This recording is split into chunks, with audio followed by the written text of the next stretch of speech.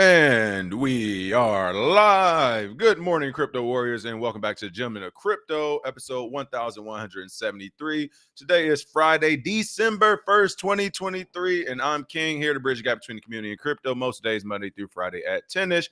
And today's top stories, oh my goodness, so many. Elon Musk to advertisers trying to blackmail X, go fuck yourself. Director YOLO'd $4 million of Netflix budget into Dogecoin and made $27 million being reported. Kyber swap DEX, of course, has been exploited for $46 million. TVL tanks 68%. Jim Cramer admits he was wrong about Bitcoin, claiming he was premature. Let's see. Bitcoin critic ECB Chief Lagarde says her son ignored her, lost money on cryptos being reported, and much more. We got a lot of stories today. Actually, I'm telling you now, buckle in. This is definitely probably going to be, I'm saying, at least an hour and a half, 2 hour show. I know this one off the top of my head since I missed this entire week for the most part, traveling and trying to get readjusted back to the time zone. But we are back again here live and direct. And of course, before we get started with all of this, let's go ahead and check out these prices. Oh man, my voice is all types of cracking. All right. Really quick, let's get these prices handled.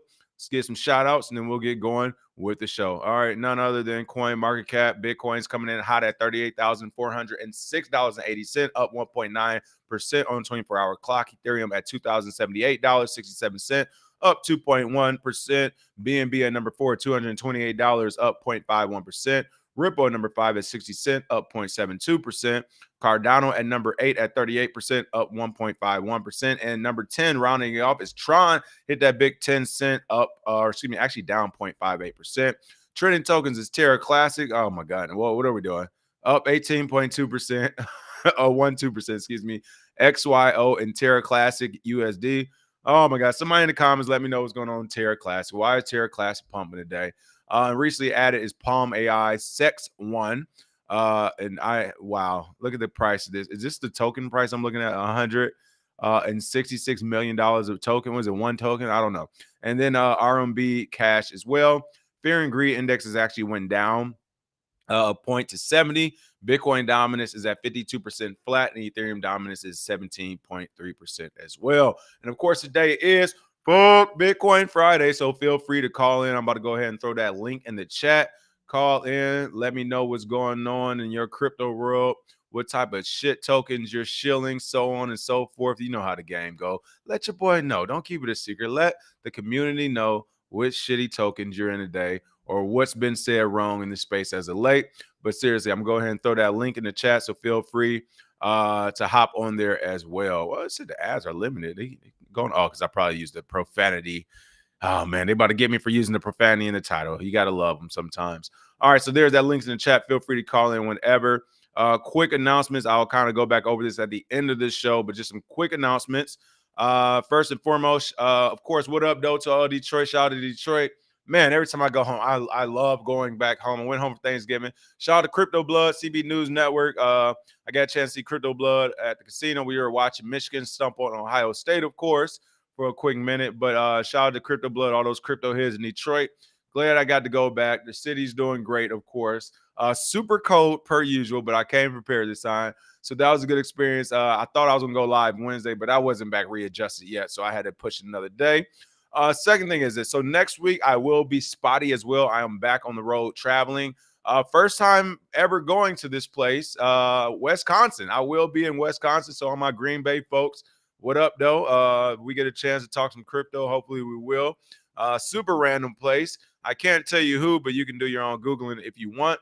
But essentially, if you remember a week or so ago, I was talking about weapon manufacturer companies. Well, apparently they either watch the show or God's will, right? God's plan. Doesn't make any mistakes. But I'll be working for a weapons manufacturer company here soon. Not full time, but just some Hollywood stuff. But yeah, they heard the call and they called back. So I'm going to be joining one of these weapons manufacturers I just spoke so highly of a week or so ago next week. So I will be streaming from a different state. The game plan is I need to get used to streaming on the go. So possibly Monday morning stream will be from the airport because I think my plane leaves at like 8 or 9 or something. So if I'm set up in the airport at 7 a.m., I'm going to go ahead and do the stream from there. Same with Wednesday. I will be in Wisconsin still then, and leaving out that morning. So again, if I can do the stream at the hotel or the airport, that's the game plan for those dates as well. But again, next week I will be on the go. So if you don't see me, that'll be why. But never gone too far. Yeah, like PFC Will said, gang. You already know what it is. Listen, hey, offline, I'll tell you, I'll hit you up later, PFC Wells. But yeah, they want me to be daily. Oh, why are you talking about weapons manufacturer? I thought that's what you wanted to do, kid. I was like, that is what I want to do. What's going on? No, I'm just kidding. It didn't go down like that. But like I said, God's plan. Who knows? All right, top story of the day. Let's go ahead and roll into it. Like I said, this is probably going to be a 2-hour show, hour and a half. Funny enough, the only story of the last 24 hours or 48 hours I'm covering will be the first one is Elon story. The rest of these stories are old from the week or whatever.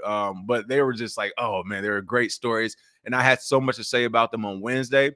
And that's when I kind of realized as I was aggregating the stories on Wednesday, I was like, oh man, I got like an hour worth of stories. I didn't have an hour worth of streaming time. So I was like, you know what? I'll just wait till Friday and we'll just do like an hour and a half, 2-hour stream.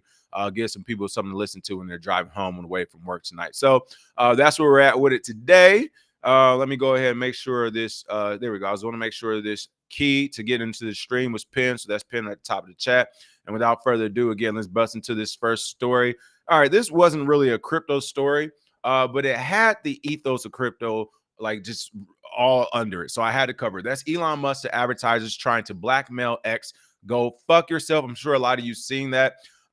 It made headlines, and I hope they have it in this article. I haven't even scrolled down the article. I want to see the video because I saw the video, and the host is the problem. Like literally, the host, when he says "go fuck yourself," the host is like, oh my god, did he really just say that? The CEO of the company, and it's like, why do Americans keep forgetting we bomb people daily? We support bombing people. Stop acting surprised when the CEO is saying "fuck you" for trying to bribe me. To me, that shouldn't be breaking news. It shouldn't be like this gasping moment where everyone can't believe is in shock. Like literally, you know, I'm not even gonna say literally. We're gonna do it right now so I can show you all what I mean, because I know we can do something I'm about to do for a fact because I was one of the people who helped release this shit. So this is what I'm about to do. Let's see, operation inherent. There we go. So let's go 2014 bombings. That's all right. So we're gonna do real quick. Here we go. All right, so videos like this are from 6 years ago. I'm about to share this tab. This is on YouTube, okay? U.S. airstrikes against ISIS, Operation Inherent Resolve, 6 years ago. I was on this deployment. Here's another video, Operation Inherent Resolve, Iraq, Operation Inherent Resolve. Look up Inherent Resolve airstrike. This is what I can talk about for a fact because I was on this deployment and I had released authority. We were releasing these videos. I was watching these videos live when they were happening. This is our country doing it. Look, YouTube is even saying this may be my fellow Americans. Viewers. Literally watch bombing. Live bombings happen. I saw this when it happened literally. We can watch this, but the moment a CEO says, go fuck yourself for trying to blackmail me over money, the host and everybody, oh my God, we got to clutch our pearls. Like, what did he just say? It's like, you do realize what this country does on a daily basis, right? And I'm not saying that in a negative way. I'm not saying good, better, ugly. I just started off the show saying, yes, I'm part of the gang. I'm not saying it in a bad way, but I am saying it in a way like, stop the pearl clutching and everything else when it comes to anything else. Like, the CEO said, fuck another human because they want to blackmail him. Disney is trying to blackmail the United States with money and a ride pass to an amusement park over what we want our social beliefs to be is absolutely insane. So yes, for a corporate CEO to say, fuck you for even trying to do this, and for everyone else to stand aghast, like that is crazy to me. These are the times we're living in.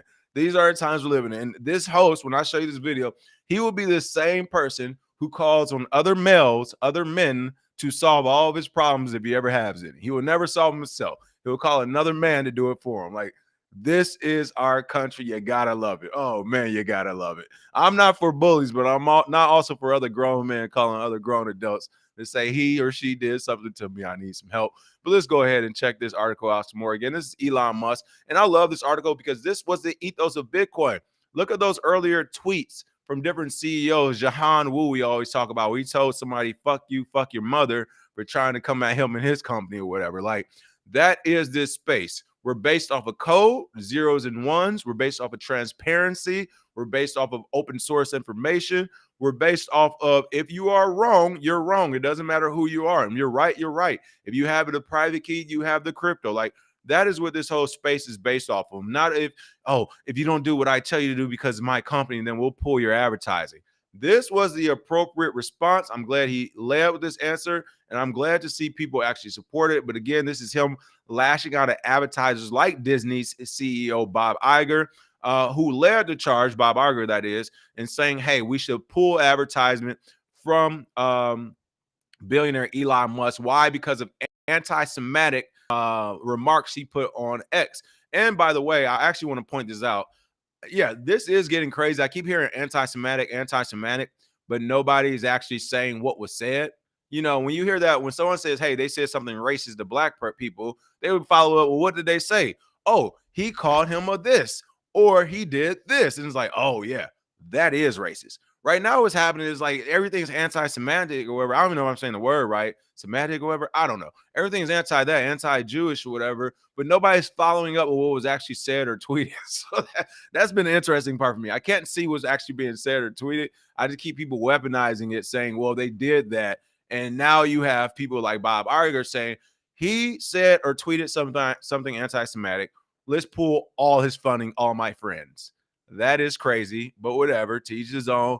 But the bottom line is here, in crypto, you don't just get to decide that because you're a part of the institution or the centralized way of doing things or the good old gang. It's like, no, everyone gets to decide themselves. They have their own voting power with their Bitcoin. And this is what I love. There will be some people to go with it and some people will push back. Again, I haven't kept in track, so I don't know if what he said was anti-Semitic or not. Like I said, I actually tried to figure it out, but it's hard to find for whatever reason. So I don't know what was said was right or wrong, left or right. I don't really know, don't really care. But what I will say is, again, I like the response he has because, yeah, I understand you're trying to blackmail someone over money or whatever. They're actually killing people, but they're stating their opinions and you're still pushing that line. I don't want to live in that world because I know I have a lot of opinions that are not with like the way of the world, because most people with the way of the world to me aren't even that smart and like shouldn't even have any type of voting power, to be honest. Like, they're just not smart enough too. So I don't even believe most of the stuff the masses like. So I definitely want someone to say, oh, King, we don't like what you're saying. Hey, everyone in the world, make sure you never do business with him because I don't like what he's saying. Like, that is absolutely insane. Again, this is speaking at the 2023 Deal Book Summit in New York on November 29th. Elon Musk, the owner of microblogging platform X, they keep saying formerly Twitter or whatever, lashed out at advertisers leaving the social media site due to anti-Semitic posts he amplified. He endorsed with the White House label anti-Semitic and racist hate on the platform, which he has since apologized for. The tweet has also been deleted. However, when interviewer, and this is what I mean, in this article, they're not putting what he put. In any other space, they will literally put what was said or what was put. People can't wait to use the N-word. Like, come on, give me a break. Publications can't wait to use the N-word. Movies can't wait to use it. But all of a sudden, we can't even mention what was said and what was racist. Like, get out of here. But anyway, interviewer Andrew Ross Sorkin, that's who it was, who gasped like a little schoolgirl at a freaking movie theater that just saw the first boob slip or something. When interviewer Andrew Ross Sorkin asked about advertisers leading the platform, Musk stated, if someone is going to try to blackmail me with advertising, blackmail me with money, go fuck yourself. Go fuck yourself. Is that clear? I hope it is. And to me, that wasn't any more clear. But here's the video. I love it. This had been said online. There was all of the criticism. There was advertisers leaving. We talked to Bob Iger today. I hope they stop. You hope? Don't advertise. You don't want them to advertise? No. Like, just that thought. You don't want them to advertise? No. What don't you get that if someone doesn't like me or mess with me, fuck them? Like that, he already said fuck them when he said if they don't want to advertise, don't. To me, that was the fuck them. For Andrew Sorkin, again, I hope I haven't watched this guy's work, so I hope I'm just reading his work wrong. And he's doing that thing where he's like, I know what you're talking about, but I'm gonna play it dumb for the audience because they have these questions, right? So I'm hoping he's playing like the dumb retail investor who's just like, what do you mean, middle America? What do you mean, Elon? I'm hoping he's playing that role because to me, it was already clear when he was like, I mean, like, I can care less. Like, he literally already said fuck him to start, to me personally. What do you mean? If somebody's going to try to blackmail me with advertising, blackmail me with money, go fuck yourself. Look at him. He's holding his mouth. He's like, oh my God, we're live, Elon. Elon, did you just say we're live though? You can't.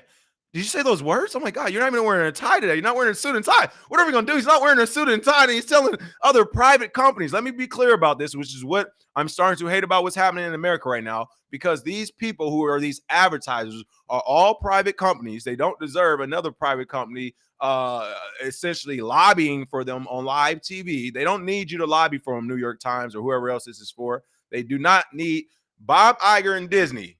Do not need anyone else, doesn't need anyone else to lobby for them. They are a multi-billion-dollar company, corporation. They have plenty of people to lobby for them. I love it. This guy's holding his mouth like, did you say what I think he said?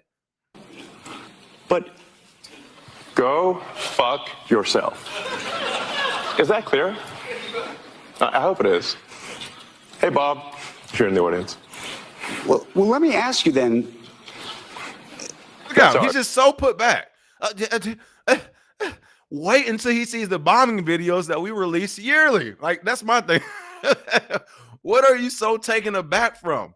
This is what's crazy right now. He is so taken aback that someone would stand up for themselves. I saw this meme recently. This is what always throws me off. And again, I'm only talking about this isn't like crypto 101, but this is the ethos of crypto, what I love. I saw a meme essentially talking about how people like there's no excuse to disrespect your parents, whoever. It's like, I don't know if people are living under a rock. They basically the meme was basically like, hey, like these kids are disrespectful these days. They won't even let their parents hit them. It was just like, wait, what? The kids are disrespectful because they won't let the parents hit them. Why are you hitting people? Like, why are you physically hitting people? I mean, I know the real reason, right? Like, you know, it's deep-rooted generational curses in your brain from being beat to cells and blah, blah, blah. I actually know the real answer, but just the surface answer is like the meme was literally like the kids are disrespectful. They don't let people beat them no more. And it's just like, that is what's wrong. No one isn't going to let you beat them no more. That's absolutely crazy. So to me, this is the same thing where he's just like, yeah, like, no, I'm not going to let another company, another private company bully me through money or blackmail me through money, which, by the way, is illegal. And Bob Iger is doing it on a public, like he's literally on a public front saying, yo, let's not allow them to do anything until they bow down to us. That is blackmail. That's literally blackmail, and he's doing it and getting away with it. So to me, it wasn't like this big gasping moment. I'm glad Elon Musk said it. Now, true, if he did say something that was hurtful and all the other stuff, no one wants that. No one wants him to be hurtful or going after any groups of people or whatever. But from what I heard when he took over Twitter and renamed it X, he was trying to make it free flowing. You can say whatever you want, however you want. People are going to agree and disagree. That doesn't mean you say, well, we need to shut the entire platform down because of something that's going on. Disney, what's going on in them basements up under y'all amusement park? Do we need to go there? Do we need to go to all the crimes that may or may not have occurred under the basement of your amusement park? We're going to shut down the entire Disney amusement park because a couple of weird characters live at that park? I don't think so. I mean, let's keep the same energy, all right? That's all I'm saying. And again, this wasn't specifically crypto related, but it had the ethos of Bitcoin and crypto under it, so I had to cover it. Let me go ahead and I'm looking at the comments. Robert, or who is it? KB said the brass stones on this guy. The feeling to be able to display this type of freedom is exactly what's going on. Robert Vermuth said, go against the media narrative and you become the enemy. Even Black Lives Matter is now racist because they are going against the media war narrative. That's very true. Black Lives Matter, the movement they did say is basically racist. Hey guys, Sorkin is and always has been a jerk. Okay, I never knew, but yeah, I figured it was some acting. Did he just say Bob? Oh, like the way these private companies cap for each other is amazing. I mean, you gotta love it. There we go. Mike Main said from South Georgia, so you already know how it went for me. I do too. Interviewer is an invertebrate, no backbone. That's why Elon words seem so harsh to him. Yeah, I mean, the veil is being removed, the gloves are off. Yeah, I don't know. To me, I just loved it. I loved it. I think we need more of it. Why? Because all these backdoor, backroom, late night dealings that we never hear about, things just happen, are insane, people. This act is insane. It's insane. So I'm glad we finally, or we still have people who are like, no, I ain't going with that way. I'm going my way. and I'm gonna do what it was. So yeah, we'll see. We'll see. But Elon Musk back in the news again, kicking up dirt. He said, "What? Stock price of my company? Who cares? We're gonna do this thing my way." I love it. All right. Another CEO type who kind of did another crazy move. I'm sure you all saw this story. This is why I was like, you know what? I can't even do the show Wednesday because I was like, we're talking about this story. This is gonna take me some time. Director YOLO'd $4 million of Netflix budget into Dogecoin and made $27 million being reported. These are the stories where it's like, okay, how come the CoffeeZillas and the Spencer Cornelius of the world never cover these stories? Now, to be fair, I rarely cover them too, because I do think they're misleading and they can lead people down the wrong road as far as what to expect in crypto. I don't want people to say, oh man, I could just, again, throw all my money in Dogecoin. I could YOLO too and walk away a winner. Like, this guy had great timing by and large and a big pocketbook to match. But this story is absolutely crazy. It has to make it to the Bitcoin movie. Carl Eric Reich reportedly used nearly $11 million of his Netflix show's budget to gamble with stocks and crypto and made millions on a single Dogecoin bet. Now, to be fair, I don't think he's in the black. The guy did get slapped. You know how, come on. Listen, if you're a trader, you know all about being a dirty, degenerate trader and what comes with it. All right. Come on. Listen, y'all know when I was in Detroit, the first stop was the casinos. Now, to be fair, I left. I didn't realize it was a strike. So pardon me, my bad. I'm not trying to cross no strike lines at all. I'm with the people. All right. I don't cross strike lines. And I felt bad when I was in the casino. I was like, where are all the craps dealers? And the lady's like, they on strike. One of my cousins like, I told you everybody's on strike for real, man. I was like, I thought you said it ended. Like, I wasn't sure. And then I went there at night too. So I pull out, and then I went in one interest, I pull out a different interest, and then I see the strike line. I'm like, oh, they are on strike. Listen, if you're striking in Detroit on a I don't know, I don't know if it was Thanksgiving night, probably. If it's Thanksgiving night, in the night after Thanksgiving night, if you're striking in cold Detroit, cold winter, is snowing Detroit, then I'm going to stand with you. I have no choice but to. All right. And I messed that one up. But my point of that was, I don't even know my point of that. All right. People win. Degenerate gambling. Yeah. I was doing some degenerate shit. All right. I had won some money real quick. And what do you do when you win money at a casino? You go back in and you lose even more than what you won. All right. And that's exactly what I decided to do the other day. I hadn't gambled in a while. I wanted to get out of my system, and I did. My point is, gamblers are degenerate. All right. We don't just win and say, okay, we won. We're going to go pay these bills. No. What are you? What type of weak stuff is that? No, be a man, win some money, and go lose 1,000% of it. That's what you do. All right. So anyway, that's what the degenerate gamblers do, and this guy was no different. All right, let's go ahead and get into this.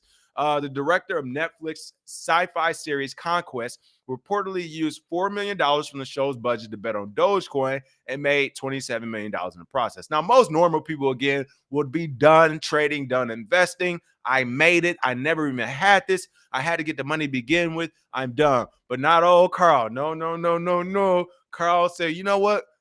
Dogecoin didn't make me this money. I made me this money. I'm a trading genius. Now watch me work. Now the director, Carl Eric Reich, wants another $14 million from Netflix, according to November 22nd report in the New York Times, citing a confidential arbitration proceeding. What I tell you about these arbitration proceedings? They are confidential. They try to do it so you can't go to court. But if you're not on the winning side, it is not a win. You damn near rather go to court. The New York Times report details the behind-the-scenes drama of Reich's sci-fi Netflix series Conquest, which the streaming giant doled out $55 million to make, but has yet to receive an episode. So again, Netflix gave out $55 million a year or so ago. They don't even have an episode. And March 2020, 16 months after, they did it. They did this like in 2019. Oh my God.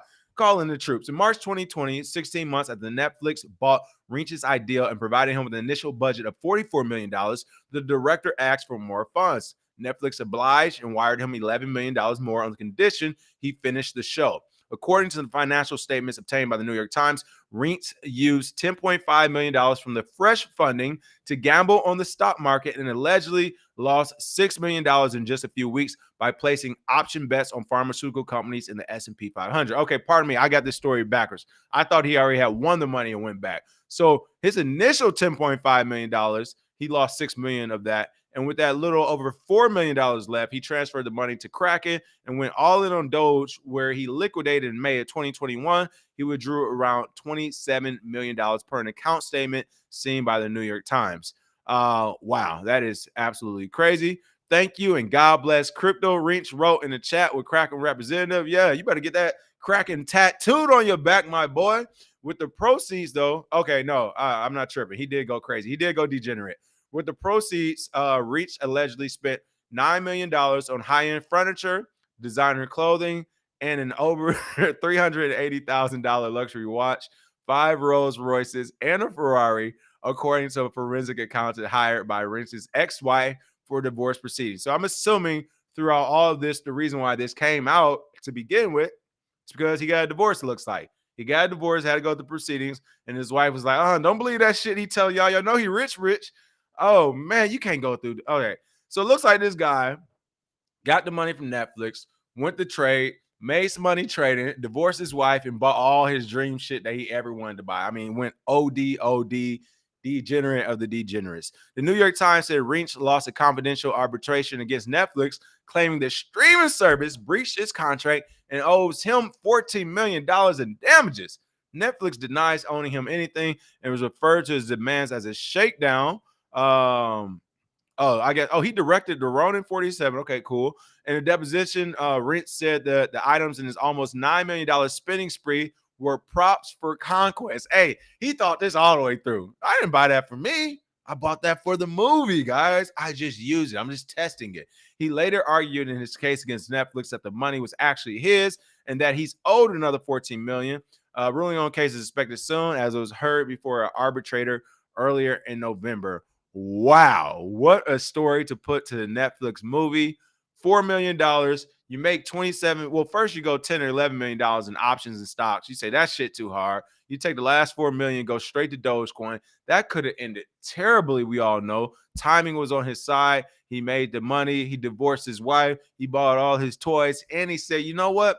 My luck is good. Netflix, I want some more money from you as well." This is absolutely insane. This is someone standing on business right here. If you know the gift that we need for that, let me know. You know what meme I need for that one. This is a guy who's standing on business right here. He wants all his money plus more. I don't know. I thought that was a hilarious story to me. I'm not sure how exactly what that has to do with striking, or I said striking with, I'm looking at the comments, what it has to do with the price points of different cryptocurrencies. But I tell you what, this is a funny, great news story to actually see. But we will see what happens when this actually follows through all the way through with the Netflix company itself. Oh man, we got Bitcoin Chris in the house. Bitcoin Chris, what up, though? What's the word? How you doing today? Yo, what's going on? Is my audio good? Audio is good. I can't see you, but audio is good. So you good on that one? Okay. I don't know what's going on. Yo, white people are crazy, dog. Only white people can get away with some shit like this, bro. Listen, you better hope he white. I don't even know if he white. Is he? Well, I guess Carl Eric Link.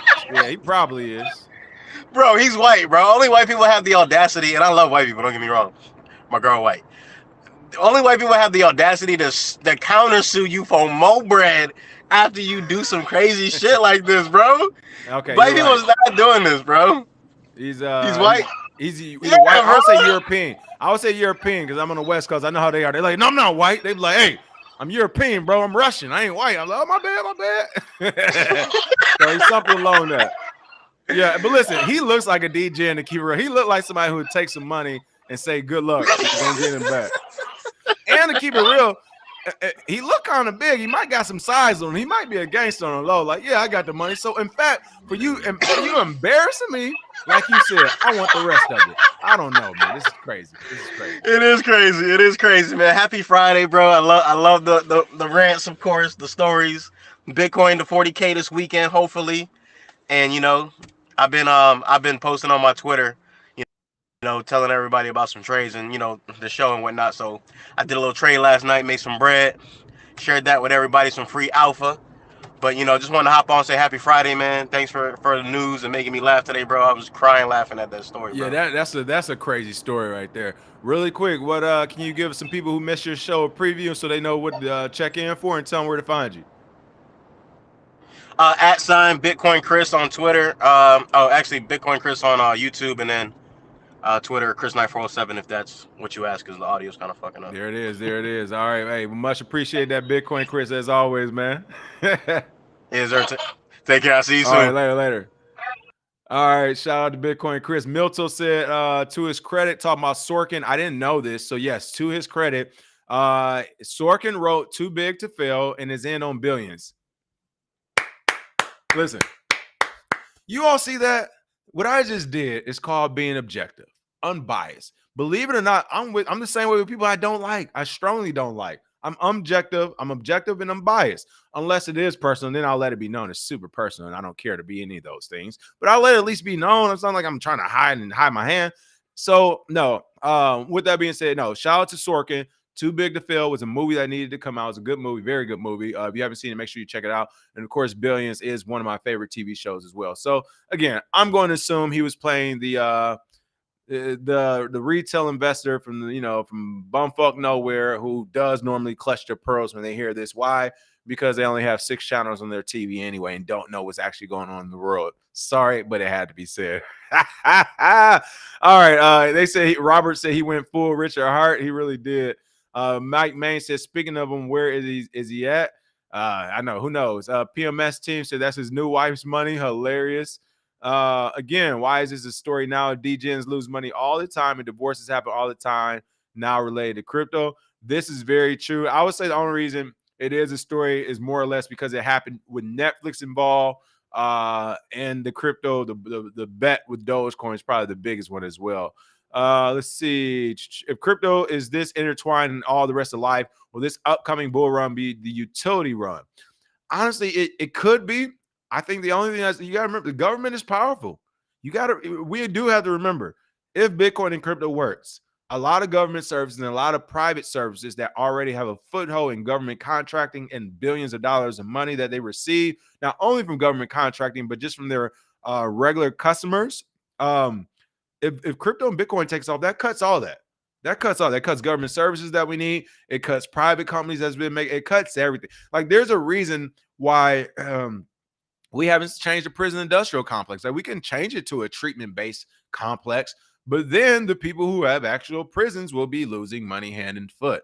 They're not going to allow that to happen. While they still have the money, the same way you would pay for marketing, we don't market for prisons, right? So where would a marketing budget for a prison go to? It'll go to lobbyists to stand on the Hill, Capitol Hill, Washington, D.C. all day to tell you why we need more prisons, why people need to go to prison, and laws will be made so that in one state they have a law where if you walk backwards with a donut, that's illegal. You can go to jail for. Why? Because somebody died a long time ago choking on a donut walking backwards, and we were dumb enough to write into a law. So now it's actually illegal. But like, this is what these people who lobby for this stuff will do. So to me, bringing that over to crypto is not that we can't and we're not there yet. From a technical standpoint, we are there. Our government and these private companies don't want us to be there. Because if we are there, we show these proof of concepts and it does work, then people will literally say, well, why do I have to use a bank? Why do I have to use XYZ or this or that or other? And those services will stop. No one, those old guards don't want that to happen. So I think it's 50-50. It should be, right? It should be. I can see it being the biggest bull run. But is the government powerful enough to suppress Bitcoin in the crypto industry for another 4 years? I mean, they've done it 14.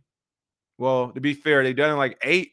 So yeah, I think they do have that type of power. I hope I hope it doesn't happen like that. But again, people are gasping at one CEO saying to another CEO, fuck you for trying to blackmail me. So you don't think if the United States comes out with any other chilling stories, whether true or false, people won't just go with the flow and say, oh my God, the United States said this about crypto and Bitcoin, like we must leave it alone. I think they'll go with the flow. So I think we got some time left. We'll see. Anyone knows anyone who trades on Kraken or any suggested platform? CZ seems dead, as well as the twins. Any research I might need to look into for myself. So when it comes to trading on stuff, like, I want to be clear, like, I only use these platforms outside of onboarding and offboarding fiat. Most of them I don't actually use to trade. You can trade for many things in wallet. If it's a crappy enough coin, you do have to find it on certain exchanges. But even then, I don't necessarily trade crazy. I make the trade and I take it off, or I make the swap. I don't even want to say trades anymore. I want to say swaps. I make the swap and take it off. So that's a little bit different. So there's plenty of platforms you can still make swaps and take them out. But if you're actually trying to stay on the platform and do in-depth trades and stuff, there's still some good ones. Like what off the top of my head, we'll be talking about Bybit. It looks like they may be on their way out, but Bybit, Mexi, Strom Game, or whatever. Like you got to go to those new ones and far off ones. Like you got to remember, every time one goes down, like Binance or Coinbase gets fully regulated or whatever, there's always some underground ones. You just got to keep researching, keep finding them. And you just swap with those off using small nominal amounts first, making sure the exchange actually works, everything's good, and then you gradually increase it. You never just go big off the top, for sure. Let's see. That YOLO director was gambling that money away from Netflix. Let's see. Everybody laughing at Bitcoin. Chris, y'all crazy. What else? You all are hilarious in this. All right, I'm just laughing. I'm laughing at these comments right now. All right, Kyber swap DEX exploited for $46 million. TVL tanked 68%. Since then, some things have came online. They have tried to talk to the hacker. They tried to offer the hacker a bug bounty, I think of like 5% or something, a few $1,000,000. And the hacker came back and was like, "No, I want the whole Kyber network." So essentially, the hacker isn't playing fair. But to me, that was actually a reasonable response. Since, like, listen, I keep saying this. I don't know what's wrong with these companies. All right, I'll be solution oriented. If you get hacked, 25%, okay? I would say at a minimum 25%. I know it's not fair. I know it ain't right. And I know it hurts. But do not offer a hacker that can take you for 30, 40, 50 plus $1,000,000. Some of these companies are $100 million. Do not offer that hacker 3%, 1%, 5%. Yeah, we'll give you 5 million back. We will let you keep 5 million if you give us $45 million back. No, I was able to take it. I don't have to. You take it back. How about that? Get it back in blood. All right. So that's what we're dealing with. We're dealing with hackers. They are like, a hacker is a bank robber. They already robbed a bank. They're already a criminal. They're already a real G. They're not playing. I don't care if they're 15, 16, 17, or in their 40s, or if they're in their 60s or 70s. They are already a criminal. They've chosen. Stop trying to reel them back into your side to be a good little boy and girl. No, they said, I'm gang. I'm D-Mac. I'm outside. I'm a gangster. I just like to shoot people. All right, that's what I do. That's a Power Book 2 Force quote from a character there who's pretty hilarious. But seriously, they know who they are. They've chosen their life. They don't need your endorsements or friendship or none of that.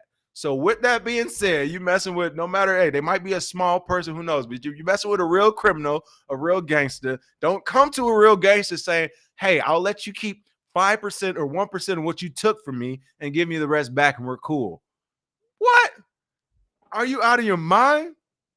Hey, you did a good job. I'm not mad. I understand. You're going to do what you do, okay? A hacker's going to hack. Keep 25% of that. You did great.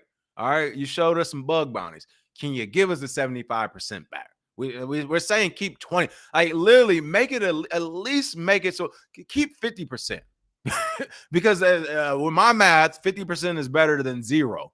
So, hey, hell, if you got to go there, keep 50. Come on, man. Don't leave us with nothing. The government going to come at, bro. The Fed's going to come after us. And once they do, they're going to come after you. All right. Now we can make this so the Feds don't even come, but you can't leave us. You can't leave it. You can't take 95%. All right. Take 70%. Take 30%. We'll take the 70. All right. That's the type of deals you need to be making. But this whole, like, to me, that's why the hacker gave that response of essentially the hacker was like, I just want the whole Kyber network now. Like, I don't want a percentage. I want everything. And it's just like, well, we can't do that. And he's like, all right, well, I can't send you the money back since you asked for 5% or whatever. Like, to me, that was a hacker messing with them since they started messing with the hacker, essentially. But again, the DEX aggregator has been exploited across multiple blockchains. This is an old story from a week ago, as you can tell. So something has already changed. Like, they've already patched some stuff, so on and so forth. But this did happen, so we got to cover it. With millions in wrapped Ether and other assets stolen. Again, that was around $46 million in various crypto assets were drained from the decentralized Kyber swap exchange in the latest finance exploit. This happened on the 23rd of November, where the team alerted users stating that Kyber swap Elastic has experienced a security incident. It advised users to withdraw their funds as a precaution and added that was investigating the situation. According to DBank data, around $46 million have been pilfered in the attack, roughly $20 million in wrapped ETH, $7 million in wrapped Lido State Ether. Oh, we know all about that here. And $4 million in Arbitrum. The funds, of course, were split across multiple chains. And I'm assuming they were probably mixed up and pushed back out on the other side as well. In the post, blockchain sleuth Spreck said that he was fairly sure this was not an approval related issue. It is only related to the TVL held in the Kyber pools themselves. The attacker has also left an on-chain message for protocol developers and DAO members saying negotiations will start in a few hours when I am fully rested. So like I said, he's fucking with you. He or she's fucking with you. When they hit you with that, listen, that is them fucking with you. Hey, I'm going to take a nap. I just had a good hack. I'm about to smoke this J. I'm gonna take this nap, and when I wake up, we could talk business. Like I said, this is a gangster. All right, this is a criminal. I won't say gangster, criminal. My cousin was like, no, gangsters are reserved for gangsters. The rest of these people are hackers, con men, or whatever, as he said. So this is definitely a criminal, an asshole one at that as well. Like, come on, you had to send that message. You could have just took your nap and woke up and like, all right, let's negotiate. They said the TVL and Kyber swap tanked 68% in a few hours, where almost $78 million left the protocol due to the hacking user withdrawals. At that time, it stood at $27 million, down from its peak of this year at $134 million. And people, this is how literally you see some of these companies and projects like overnight just disappear. Like this is a great example of that happening. So super unfortunate to see, but it did happen. I'm gonna see if I can actually find this follow-up article. I wasn't gonna cover the article, but you know what? I just want to cover the follow-up since I mentioned. Here we go. I'm gonna share this really quick, and this is the Kyber swap hacker demanding full control of the network. To me, that was just hilarious. Like you talk about unreasonable demands. I want $100 billion in a helicopter out of here. You can see this article right here. Kyber swap hacker demands complete control over Kyber company. The hacker demanded the surrender of all Kyber company assets, both on-chain and off-chain, including shares, equity, and tokens. So clearly, they're not like, they're just being an asshole. They're literally at this point just mess with them. Like, you're not gonna get anything back. And again, I think this is happening because Kyber offered them that weak ass reward to get the money back. Again, that's disrespectful. If you're going to disrespect the criminal, expect disrespect back, like straight up. Apart from this, the hacker also said that the token holders and investors will also benefit from the transition by having their tokens no longer be worthless. That's actually true, but so messed up. This is terrible. Is this not sweet enough? I'm going to assume, all right, really quick, this is how criminals get caught. Again, I don't even do this professionally. Okay, I see you, Jake. I see you, Omac. I'm going to get to you both in a second. People, I don't even do this professionally. This is still off my knowledge from when I graduated college. One of my degrees was criminology degree. So, of course, you learn like forensics of crime, essentially. Like an investigate. Like I can tell you from my limited knowledge, the way you're typing, I can already create a profile off this person. You're talking about, is this not sweet enough? Okay. You're under the age of 52. I'm going to go 17 to 52 right now. All right. So 17 to 52-year-old hacker who is clearly intelligent enough to do bigger networks. So now we're going to kind of, we're going to start minimizing this. All right.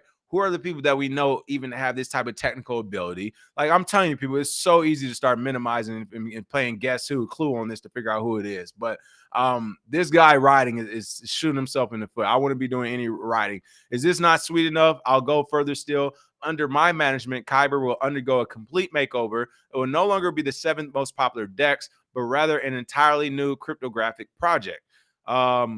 As for liquidity providers, the hacker promised they will be gifted rebates for their recent market-making activity. The rebate will be 50% of the losses they have incurred. I know this is probably less than what you wanted. However, it's also more than you deserve, the hacker wrote. Oh, my goodness. This guy, who is this person who just wants to see the world burn? Now, this is where it gets even deeper, and they're giving themselves away. So you're saying we give this crypto project over to you, you can run it, which to me says, all right, I'm going to go older. Now, I just went 23 to 52, 25 to 52. This is clearly someone who has the technical ability to not only hack, but to change a crypto project and actually run one, so they think. So again, we're probably talking about somebody we've seen as an avatar or an actual person in the space already, whether it be on X or YouTube. Narrowing down the people that quick. As I said, it's not hard. This person isn't the smartest, whatever. He said the hacker explained that this is their best and only offer.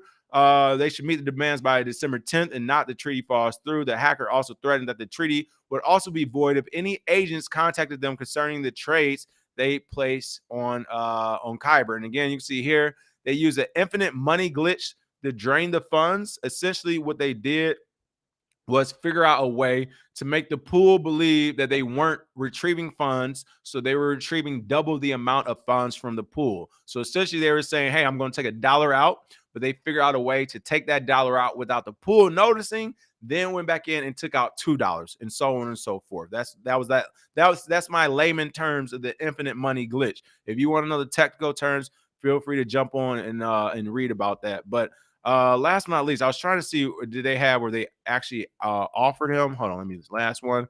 Kyber. Let's see if I can see where they actually offered him. Kyber swap. No. There, yeah. Offers $4.6 million bounty for return of $46 million loot. Again, super disrespectful. 10%. They offered 10%. That wasn't enough. Clearly, you think I'm lying. The hacker decided to stay with what I thought. Okay, first and foremost, we got Omac on the show. Welcome to the show, Omac, and you got Jake following up. But Omac, what's going on? What you got for us today? Omac, can you hear us? All right, so he in the background. Shout out to Omac for that tip. Say I'll be able to come to the camera in about 10 minutes. I have a new insight that I think you'd like to hear. All right, we're going to get Jake Fever before Omac comes on live. Jake, what's going on live and direct? What up, though? What's up, King? How you doing, man?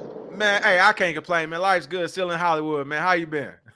I'm good. I'm driving to work right now, but I had to jump on and holler at you. I don't get these new school criminals, man. They like to talk too much. They'll hack somebody and then talk to them. It's done. You already did the deed. You already did the deed.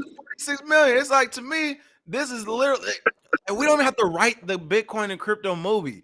We literally have the bad guy talking to the, all right, this is what I'm going to do to you now that I have you captured. I'm not going to kill you right away. I'm going to give you a monologue about what you did wrong first, and then I'm going to kill you. Yeah, it's like those rappers. You know, the rappers that do the crime and then they rap about it. It's the same thing. It's just in the crypto world. Listen, I think it's kind of like a serial killer. I really feel like these people almost want to get caught, because if they get caught, while you might get in some trouble and punished, also the whole world knows you're one of the best hackers alive, which a lot in that hacking community, that's a real accomplishment to have. So I don't know. Maybe this is one of those, I'm a serial killer. I want everybody to know my work. I don't know. It's the same thing in that rap world too. They just want to tell people that they thorough. You know what I'm saying? So it's like on both sides, like it's just a mentality of these younger people, man. It's crazy. Yeah, it is. What you got for us in the crypto world? What have you been paying attention to? What's good? What's bad? Let me know your thoughts before you get out of here. Well, what I'm gonna tell you is I think it's over for everybody who don't got one Bitcoin by now. Okay. I just think it's over. The new buyer that's coming into this thing is a different kind of buyer. It's one that holds land for 100 years, you know, that holds companies for 50, 60 years. The people that's not gonna let go pristine assets. And you think that you're gonna have a chance with a dip? No dip is coming. It's over. It's over. $38,000 is cheap, and it's not gonna get any cheaper. It's done. I think the little man is gonna need Bitcoin eventually, still to do what we needed to do, be independent of the government, and nobody can control our money. But as far as you becoming wealthy, 5x and 10x off one Bitcoin, no dip is coming for anybody. I don't think no dip is coming no more. I'm with you on that. Again, unless it's something absolutely crazy, I won't put anything past the government and how they can scare the hell out of people. But unless something like that, because again, COVID, that was honestly, without COVID, it wouldn't have been a dip to begin with, right? It wouldn't have been as serious as a dip, even with FTX and all that stuff. We saw the dip didn't go as far down as it did during COVID. So yeah, because it was like at 7,500 before COVID, so it was 300. Right. So I mean, that was a crazy dip on that one to begin with. Yeah, but yeah, I'm with you though. Outside of government, like strict government or private company, something interference, I'm with you. I think we may have seen the last bit. But for those listening, the good thing is you can still dollar cost average, right? And the altcoins will be going crazy. I mean, it is new. Altcoin the other day. Shout out to Josh. If you know Josh, he mines. He's a miner. He's on these. Altcoin the other day just went 2,000% a few weeks ago, folks. So we're still getting these type of numbers. It's just getting harder and harder to find. So still happening, it's hard to find. All right, so it looked like we just lost Jake. I know he was breaking up a little bit. Really quick, I wanted to say this comment because this comment was in relation to the bug bounty. Zyro said, it's like the geek in school going to the bully saying, give me 5% of my lunch money back and I won't tell the teacher. Bully be like, go ahead and tell him. Yeah, exactly. All right, we got Mac waiting. Mac, what's going on? Long time no see. How you been? What's the word? Hey man, I've been all right. Man, to be honest, I'm just shocked how the government is completely doing a complete gauntlet throwdown, and the fact that a lot of people don't realize the only reason why the government has done what they've done to CZ and I'm back and basically back to cracking again is this: they are coming for that money. All of these people that is about to become crypto millionaires, the government want to make sure that they get their cut. That is flat out. This is a straight up muscle move. They are making sure that they get copies of records and everything. Everybody who haven't paid taxes, everybody who's don't skirted, anyone that hasn't gotten their one Bitcoin yet, I can tell you right now, the government is flat out coming for that money. This is going to be that way how they can quote unquote take a little nip down on those trillions of dollars. Well, guess what? They can't just keep please. They're going to keep on printing, but the one thing that they know is going to go up in value faster than the American dollar, which is not going to go up, is going to be the fact of crypto, and particularly with Bitcoin. Anybody that has it and you have not moved it to a cold wallet or you haven't done the necessary steps, you can best believe the government is coming for that tax money. That's why they have all those agents, all those guys are basically coming online. They're about to do a massive forensic dive into this. They They're gonna are. be They not. are. Oh yeah. Hey, look, they're gonna be knocking on doors. They're gonna be peeping grandma's house, mama house, your girlfriend's house, your side chick's house. Listen, I'm They're about gonna to be get a getting job. I'm about to get a job at the IRS. All right, let's stop playing. I'm in there, baby. Double, triple agent. I'm about to give me this IRS job. They can be like, yeah, you are you in crypto? I'm like, my what? Wait, isn't that that's the internet. What is it, like the internet soap or money? What is it? Okay, no, Oh, man. that's Go, that bro, go. coupon stuff. That's that coupon stuff, right? You gotta get some coupons, additional coupons. Nah, I don't do coupons, bro. Listen, I'm with you. You gotta know how to speak the language. Look, Oh only yeah. thing that matter to me is American dollar. All right, let's go ahead and get up in. Oh yeah. Hey, look. I tell everybody now, if you don't have any, you better hurry up. It's like the gentleman before me. If you have not gotten any type of Bitcoin whatsoever, I look. Even if you just DCA $25 a pay, just $25 a pay, just get you some Bitcoin because once BlackRock and the rest of them get their ETF, pretty much at that point, you got to look at it this way. Pretty soon in the future, in the near future, if you have Bitcoin and you have that quote unquote as part of your assets, you are going to be given privilege at lower interest rates. You're going to be getting better deals.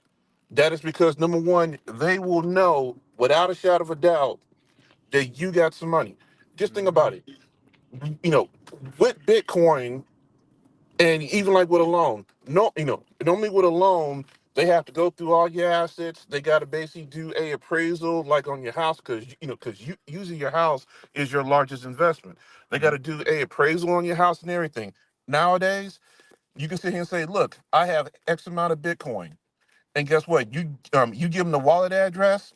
They basically look it up on blockchain, and guess what? It verifies you do have exactly all of the Bitcoin that you say that you do, guaranteed, audit done in less than 15 minutes. That's crazy. Yeah, You yeah. can never you can never do that with a house. Yeah, so my thing is, we'll see how convoluted this gets because I think the government's going to be even in for a bigger fight than they think. Because, all right, so we got the 85,000 IRS agents. I'm with you. Let's say a year, 2 years to take the train, which kind of gives us that window 2025, 2026 of them being aggressive, which they kind of already said makes sense. But my thing is, even if you are aggressive, say 2026, all right, we're going to have 100,000 Americans who had more than 20,000 in crypto that didn't pay taxes. All right, well, what about those Americans who decide to fight back? Get some lawyers. Hey, this thing, hey, y'all, all right, government, you get your money in 2030, all right, with everybody else. y'all like playing them games, especially because look, I think they're underestimating the community as far as they're hiring all these IRS agents. In their mind, like you said, they're going to go after everybody. I agree with you. However, I think they are not predicting the organization we have to say, fine, you just went after 10 to 20,000 different people. We're going to get together. We're all going to get a lawyer together. And we're just gonna go to court, and then we'll probably end up paying in the year 2030. Another 4 years from now, we'll keep moving until then. Hey, look. I have. Well, I I should say it this way. I know individuals right now. They've already moved, and they got their stuff overseas already. They don't care. They got. Hey, look. They got it overseas already. And then look, if there's ever a problem, okay, fine. Hey, They, either they're gonna never overseas, surrender. either Uh overseas or on the blockchain, per usual. Hey, huh. appreciate you calling in, old Mac. Definitely. You want to leave us with anything? Well, the one thing I'm gonna say here is this: whomever you are, DCA into Bitcoin. Go ahead and do it. Take that time out. Go ahead and basically skip that game, skip whatever other stuff that is not necessarily for like your life, like for for your life. DCA, buy Bitcoin. Do it now because by February we probably will have that. We will probably have that ETF, and then it'll be much higher then. Yeah, it's So gonna go crazy. All right, yeah, well, shout out, old Mac. Much appreciate you calling in, per peace. usual, my man. Take care. Hey, you too. All right, All right, guys. thank you. Oh, look at that. George Santos looks like he's out of Congress. All right. Hey, it's a good day today. My only question now is, are we going to go back and investigate all the things he said, did, and voted for, and so on and so forth that were wrong? I wonder. All right, we got a couple more people for this next story. Crypto in Focus, what up? How you doing today? What you got for us? Hey, I'm good. I'm good, man. I had a couple of things. One, to kind of build on the hacking thing. I think as far as work opportunities, man, if you're not the best coder, you do need some coding skills, maybe a bit of JavaScript for unit testing, and a little bit of Solidity, which is the main language for Ether contracts. It's very easy to get in, man. I've seen people get in and make 40, 50,000. You don't need to get hired. They have open source competition, so I know my guy Mike, man, in the chat. He's in there with me. So yeah, man, there's a lot of opportunities out there on the security side. Awesome. Where's this at? Where can people find this? Oh, so I can put the link in the back, but there is a website called Cyphering, and they just opened up a course. It's in early access, but it's pretty easy, man. You can get in and you can learn what you need to learn. Awesome, awesome. I just put that in the chat and I co-sign that. I learned to like I said, I learned to do some basic coding years ago. Man, it definitely helped in this space, people. I'm telling you, when it comes to reading, like literally the new coin that you think is going to take over the future, you can now just go ahead and look at some of that code and be like, probably isn't. Like half the time, people, some of these coins in the code, the comments are giving away the shit project. So for sure, that definitely helps. That definitely helps. What projects have you been interested in right now? What you been looking at? Man, the main thing, there's this project. It's actually a protocol. It does have a token. It's called Mask, MASQ. So it's a privacy browser. It's in testnet right now. You can try it out. But basically, rather than a VPN, it has a VPN mesh. So internet service providers cannot tell that your traffic is that's it. They cannot tell that your traffic is a VPN, like with the traditional VPN or with Tor network. So just from a protocol side, I really like it. It is chain agnostic right now. It's deployed on ETH. It's deployed on Polygon. They've also talked about maybe a layer 0. Hypothetically, you could put it on Bitcoin, hypothetically, on Lightning Network. But I've talked with the team, man. They're solid. They're not pumping, dumping. They're not paying influencers. So even if you don't buy the token, I just think the protocol is great. I've used it. I've tested it. So I would recommend it. You can start an email with just a wallet address. You can swap anonymously, man. So as far as privacy, I think that'll be one of the major tools coming up in the next bull run. All right, hey, you got me a new one. I'm gonna be taking a peek at 6 cent. That is up my degenerate alley. 60. It is 60. Okay, Yeah, it's yeah. 0.6. It's 0.6. I was thinking 0.06. That's my. Oh, never mind. That's a little too rich It's for a my little blood. high, I'm just messing. Hey, listen, y'all know I like them under 5 cents. Okay, under pennies over here. We go for them low guys. All right, but for sure, I like that 60 cents as well. Anything else you got for us today, Crypto in Focus? One last thing, man. I don't want y'all to be doomers, man. Like, it's not too late to get a Bitcoin, man. If you really paying attention to the new projects, you get in early enough, man. You could do what you need to do, man. I agree. That's 8x's, 10x's, and next thing you know, you got a Bitcoin or two, man. So don't give up, man. I appreciate that. Hey, y'all heard that. I'm glad he did say it.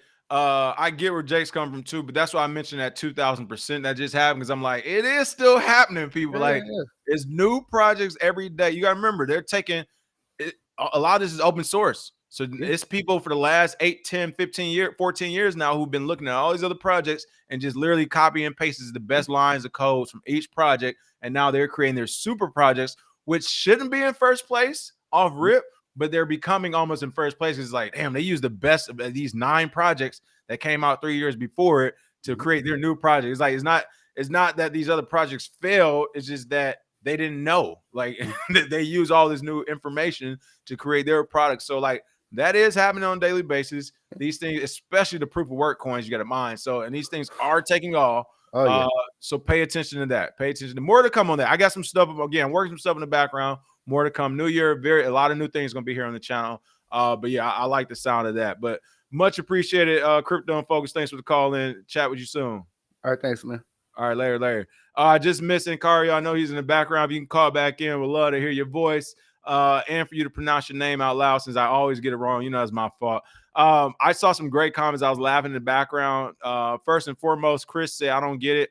A guy in Congress lied. Why is he the only one getting the boot? I agree with you, Chris. I definitely agree with you. If you know, say I kind of agree. I think we have 2 more happenings before Bitcoin is unattainable to the regular Joe. All right, I can get with that. Let's see. Oh, Memories of Mike. This is what I've been trying to get to right here. You are correct. Memories of Mike said, I've been playing the crap out of Mini Royale since you mentioned it in Faraway Land. And that player base is weak, though. I walk all over them. Listen, I agree. I am eating people right now on the Mini Royale. I don't play it a lot, but when I'm bored or whatever, I've been traveling a lot. I'll get on, I'll play for 10 or 15 minutes while I'm waiting. And yes, super fun game, but the players are trash for the most part. I've been leading like my lobby every time. And it's actually funny. I don't know how many of them are bots and real, but it's actually pretty funny the amount of players that have Solana names. It's like Solana Mike, Solana this, Solana that, so this, because I know it's on Solana blockchain. So again, it's cool to see. It's brand new, but I'm having some fun with it, even though, yes, the players are super trash. And oh my goodness, I owe you a call. I owe you an email. I know it. I apologize early. How are you? How you been? What's the word? Yo, King, can you hear me? I can hear you perfect. How you been? Hey, King, how you been, man?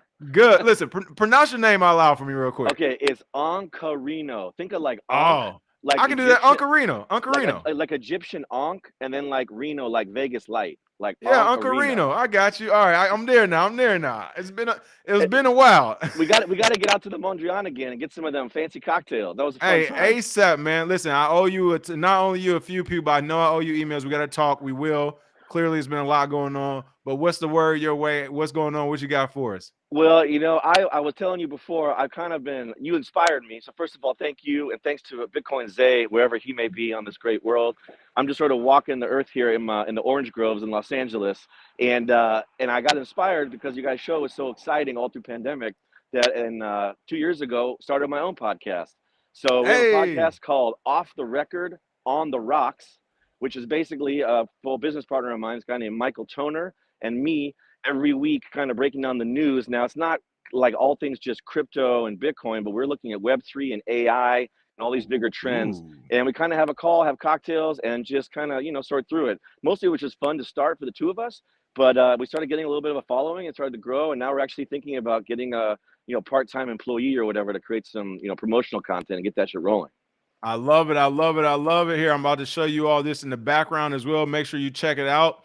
And yeah, we definitely will get you on here too, because that Web3 side of the house and AI, like I definitely want to talk more about it. I know I can't do it myself, but I definitely would like to hear more about it. So here it is again, folks, right here on YouTube, off the record on the rocks. Make That's sure right. you check that out. Y'all know we love these drinking and crypto podcasts. Shout out to Jake Fever, Bitcoin Behind the Bar as well. So check that out, Uncle. See, now you got him messed up. Uncle Reno. But Uncle Reno. I wanted to make one note because of that news hit about how the SEC has been trying to find Richard Hart.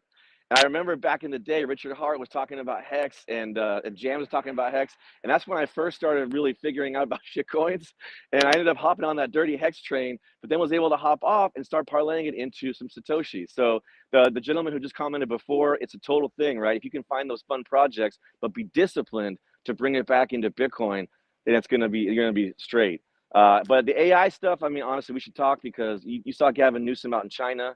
You were making some comments about what Gavin's up to. Next thing you know, the pandas go back. Next thing you know, Xi Jinping shows up. Next thing you know, San Francisco's got no homelessness. Next thing you know, everyone's talking about AI. And then all of a sudden, I'm guessing right again, right? We guessing right over here. You follow the tea leaves. You follow the tea leaves, and you look down that road, and you realize they're just trying to make AI the new buzzword to just gloss over crypto and all this stuff.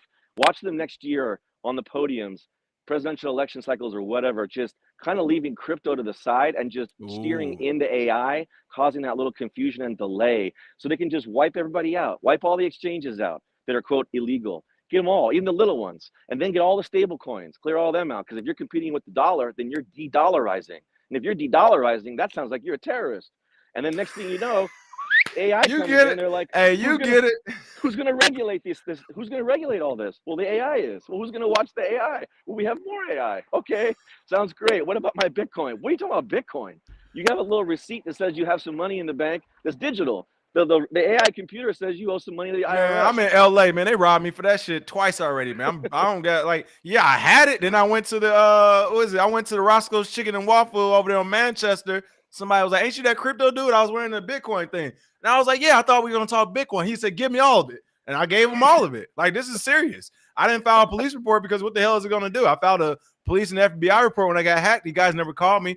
I don't have any Bitcoin and crypto, period. So, but I understand what you're saying. I'm being dead serious. LA, they robbing people. So yeah, no, it's true. And honestly, I'm wearing the Jake Fever threads, right? I've been see it. That's what y'all drinking together, man. and the hoodies. But just like you said, I roll around and then I walk up and some guy, you get some shady looking individuals who immediately key in on the symbolism, and they come up to you and say things like, "Hey, so how long have you actually been dope?" And I'm like, "Oh, I gotta go." I'm about to answer that question in front of all these people. You got that work. That's right. But yeah, listen, we gotta get drinks again. We've got so much to catch up on. Yes, we do. And just thank you again for being so diligent, even in the absence of your partner. I know it's hard to get up early and get rocking. I'm actually going to the gym right now. I'm trying to, there we go, stay healthy on this Friday because this is about to get nuts. That full moon was crazy, and this new December is going to be. It's going to be a crazy end of this year. I feel like we are still waiting on a few more big SEC shoes to drop, big announcements that often just get pushed under. We always track on our podcast. Watch the SEC.gov website. Watch IRS.gov website. 5 p.m. Eastern, 5 p.m. Pacific on Fridays. They will put out press releases that are so massive, and they won't even make like any kind of news report about it. It'll just be buried. So always keep track of that stuff because that's where you'll see how they move. You'll see how they move because the real cheese, it moves in silence like lasagna. There it is. I love it. Thanks for having me call in, dude. It's great to talk to you, King. Uncle Reno, good hearing from you again. We'll see you soon. Of course, check out their show. It's called Off the Record on the Rocks. Make sure you check that out on YouTube. And one thing I want to key in on, like you said, the discipline. Zyro said discipline, hot and scarce commodity. That is true. The discipline to take that win in these altcoins and to swap it back into Bitcoin. You got to remember, I know you guys love some of these altcoins. They are not the future. We're not geniuses. We just got lucky. Swap it back into Bitcoin. All right, that's a smart move. Word up, dude. Take care. Have a great weekend. All right, take care. I'll chat. I'll try to message you this weekend actually, so we chat soon. All right. I'll try to find you in the Discord. All right, later. Later. Bye. All right. Hey, listen, shout out to JG Wentworth. He said, who said my name? Hey, oh, I love it. Y'all be trying to say these people's name like they're not gonna pop up and pop out on you. Y'all, hey, he heard you say Hex a couple of times, a couple of JJs, and he popped up. Shout out to JG Wentworth. I hope he's doing well. Make sure you're checking out Crypto and Down on Tuesdays on our channel as well. They've been killing it as well. A lot of great information. Check them out.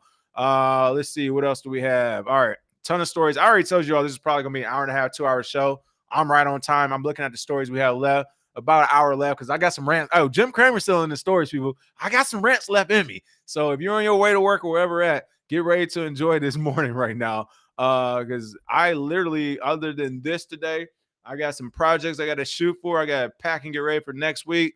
Hollywood has my attention for this month for the most part. So I'm just gonna be doing that. But other than that, there's no real labor. So we're all good on this side. Of course, the crypto stuff. But without further ado, let's go ahead and get into it. I got to talk about this. Jim Cramer admits he was wrong about Bitcoin. I was premature. This is my problem. You are allowed to be on that, and this is what's so messed up. There isn't any cause of market manipulation. There isn't any cause of misleading people, like just all this other stuff that we see in this space where it's like, oh, you promoted FTX. Well, you should be sued or have a lawsuit. Oh, you told me this and I lost my money in crypto. I want you to be in trouble. But you get the guy who's on national TV giving bad financial advice week in and week out, day in and day out. He doesn't get fired. There's no cause for market manipulation, and no one's even mad at him for making them lose money. Like, what does he have that I don't? I got to get back to wearing my white shirt. I should have worn my white shirt today. That was my fault. For those who don't know, the white button-up was inspired by Jim Cramer, Mad Money. He's always, gadgets and gadgets. He does all the weird stuff. That's the Jim Cramer right there. He does all that so you can take your attention off of him speaking, because what he says is absolutely wrong all the time. Not only is it wrong all the time in the traditional market, he thought, like Mike Novogratz, I can come over to the crypto market and suddenly be right. And no, he was still wrong. There's actually people use him as a contraindicator, which means whenever he comes out and say you should sell Bitcoin or Bitcoin's bad or whatever, a lot of people trade against that. They say, hey, if Jim Cramer comes out on Monday and said Bitcoin's going down and it's bad, that is your signal to put all your money into Bitcoin. Why? Because he doesn't know what the fuck he is talking about, yet he's still being nationally televised and syndicated. He's not getting in trouble for manipulating the market, and he's not getting in trouble for losing people money and being wrong week in and week out. I wish I can figure out what him and Sam Bankman-Fried and these other people in the Sam Bankman-Fried, Richard Hartz, Bit Boys, what do they have? I do not understand how this keeps happening over and over again. But like I always say, believe it or not, I love it. This is the example when the chickens come home to roost. I love it. And again, are you married to the program director or something? Like, how does this happen? But again, this is Jim Cramer. I made a lot, and then he made money. Oh man, he made money while you all didn't. I made a lot of money, said Cramer, who cleared a profit on Bitcoin despite urging investors to sell the cryptocurrency. This is your king.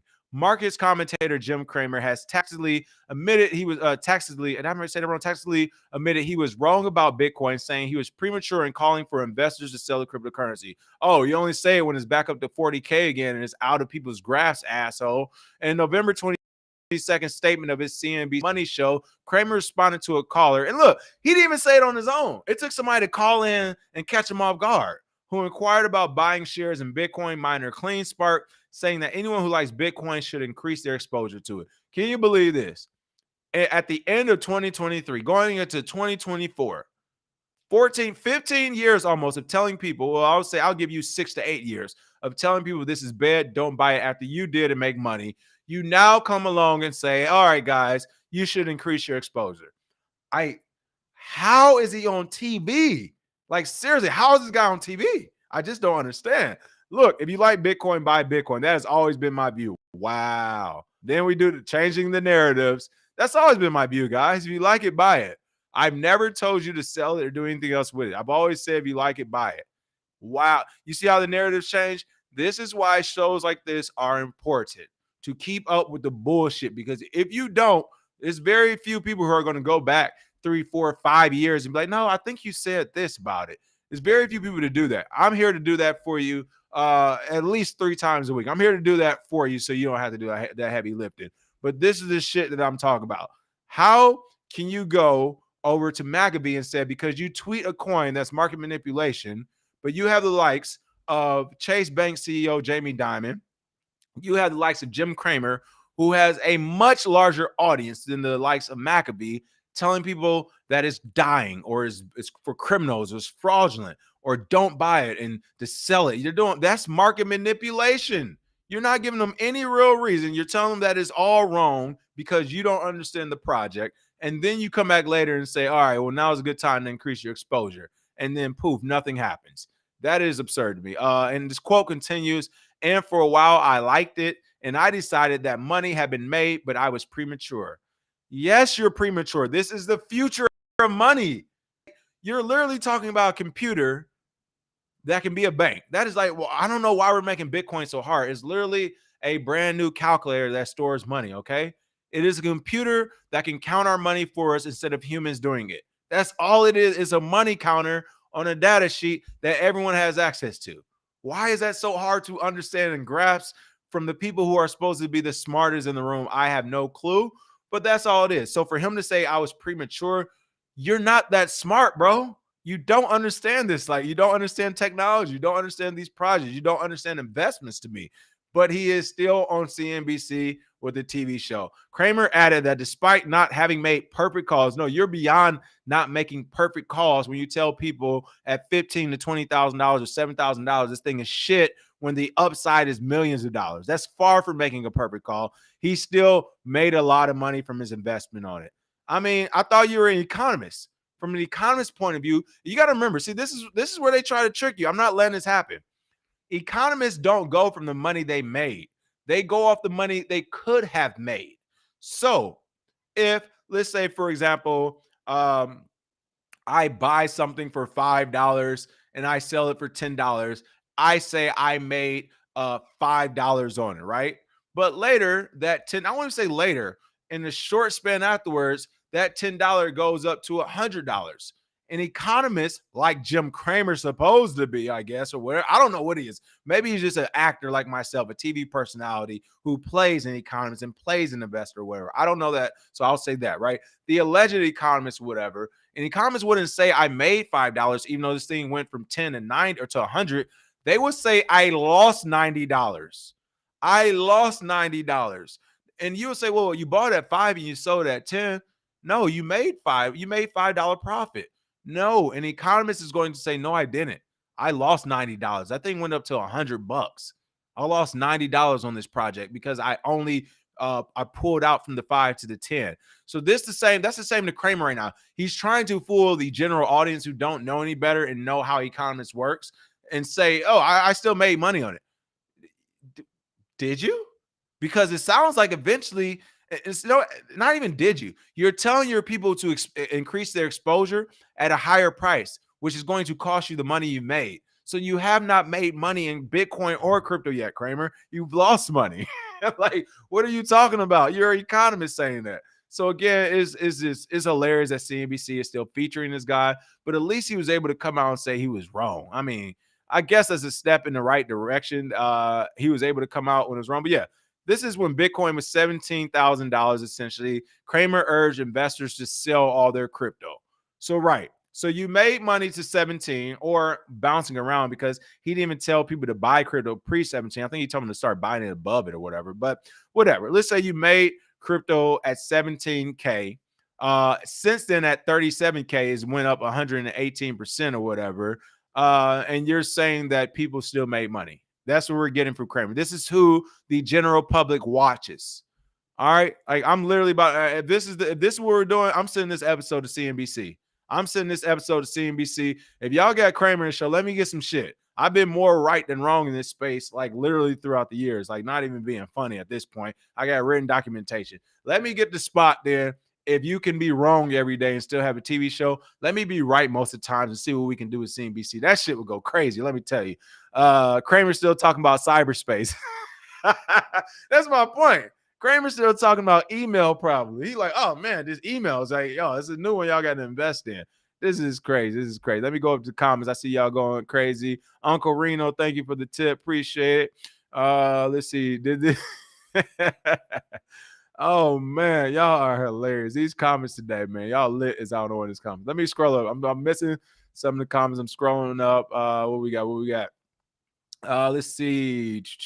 Yeah, okay, that's true. Jake says not too late to degen to buy one Bitcoin, but it's too late for straight people to buy one Bitcoin. The normal. All right, I can agree with that. I can agree with that assessment. He's saying that if you're a degen and you're playing those crazy games, it's not too late. But he's like, no, if you're just a normal person with a 9 to 5, it is too late. I would agree with that part because if you got a 9 to 5, 2-3 kids, bill to bill. We know how America is right now. Milk is expensive. Gas has just came back down to $5 here, $4.90 in LA. So I guess we're happy about $5 gas again. But by and large, a normal person, this is definitely an extra amount to get to 40K. That's like paying off a school loan. So all right, that's fair. That's fair. Let's see. I think we're seeing the last of this resistance at 38K today. Today's run seems different. I am with you. I'll say this. I do, but I think we'll come back. I can see us going to 43, 44 really quick. But I said this a few weeks ago. I can see us going like the 40s. But I can see that return back to 35, 38 just as easy as well. Because we don't want to get to the teens and 20s no more. But we can still go sideways right here. But we'll see, right? Let's see. What else we have? 20 and 2 KDR on my last game. Hilarious. Memories, Mike. You going crazy. I gotta get your you see, I see a lot of FTX names. I gotta get your screen name on there. See if we ever see each other on that game. I might have saw you already. That's hilarious though. What else we have? I saw some good ones. You gotta check in and get some protection. I mean, I've already been robbed for all my crypto, man. Like, this is I'm being serious. Like, this is what the United States government don't think about. And like the whole thing, OMAC was saying, we're getting 85,000 tax agents. We're going after crypto from 2016 and blah, blah, blah, and blah, blah, blah. Like I said, first thing I'm going to say if they ever come back to me is the FBI report. I filled out a full fucking FBI report because I ain't stupid. I know how this game go. I didn't care about the money.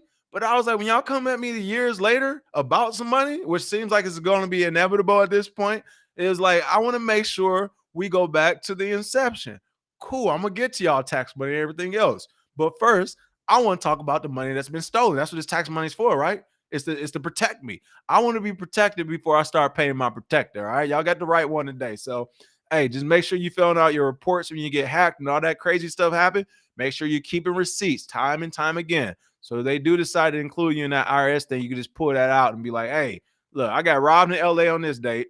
My car got stolen on this date. And all these moments, I'm being serious. All these moments, I had crypto assets in that shit involved in this. I never got help. I never got protection. I'm still out here as a lost lamb. All right, I'm getting whipped back and forth. So no, there will be no monies paid until gang shows up. That simple. What else do we have? I'm being dead serious too. Yes. Hey, wait to subscribe. Make sure you check out Uncle Cario's channel. Subscribe. Let's see. Shout out to Lil Wayne. Why y'all say that? Did I say something about him? I don't know. Let's see. I saw some great comments. That's what I'm trying to get to it. All right. A lot of people sub to the show. That's what I'm talking about. Crypto Neck, thank you for the tip. Hell you been. Jesus saved the crypto world. There we go. Does CNBC somehow have they say he's a puppet for him. Does CNBC somehow have we're not financial advisors and this is not financial advice clause that we agreed to when we watched their propaganda, or can we sue them for misleading us? Like, that's my point. Everywhere else, you saw the Spencer Cornelius, which, by the way, all he does now is ads throughout his shows. Hell fucking hilarious. Wasn't this the same guy? We shouldn't do crypto ads. We shouldn't do ads. We shouldn't do sponsorships on YouTube. My man don't even tell you about sponsorships or ads. I thought he was actually talking about a hack one time or something. He was just talking how I am right now. And in the middle of talking, he was like, and this is I don't think he said this is brought to you by. He said something like, if you like that, then you're surely going to love this. And he just went into a straight ad. Oh, I thought you were supposed to announce and report and say all this extra shit. Ain't no fun when the rabbit got it. He started seeing that ad money and was like, hey, And he understands now too. But anyway, I bring that up because he was the main person saying that, like, just because you say this isn't financial advice doesn't cover you as it not being financial advice, and you still should be able to get sued. Like, he pushes that point. So I'm agreeing with him. Can we do this with CNBC? I'm with you, Zyro. Does this count for CNBC guys as well, or is this just for the crypto people? I don't know. While I'm going through these comments, we got JJ Wentworth Jams on with us. It's been a long time. Jams, how you been? What's the word? Who wants that perfect love story anyway? We on the run, baby. Like Jay-Z and Beyonce. Catch us if you can. How you been, Jams? What's the word, man? I'm good. You looking good. Skin is popping, man. Hair is good, man. Like the baby's doing well. Baby's doing well. Good stuff. Got a 3-year-old and a 1-year-old now. Ooh, so good, man. Man, you get all the sleep. I know you getting extra sleep. You and your wife, man. Yeah, man. We trying. what you got for? They thought they was gonna call your name 3 times. You wasn't gonna pop up. Surprise. Man. What's good? To all the warriors out there? Shout out to Uncle Reno. Shout out to DM Carr. Shout out to Ruel Black, still coming through with the streams every single week. Shout out to my partner in crime, Asherelle. Just a couple quick things I wanted to touch on. Shout out to the Bitcoin, man. Hey, 40,000 seems pretty much going to be our new support level going into the new year. We always pump through the Chinese New Year, so I would pay attention to that. But as you just mentioned a few minutes ago, I think you're correct.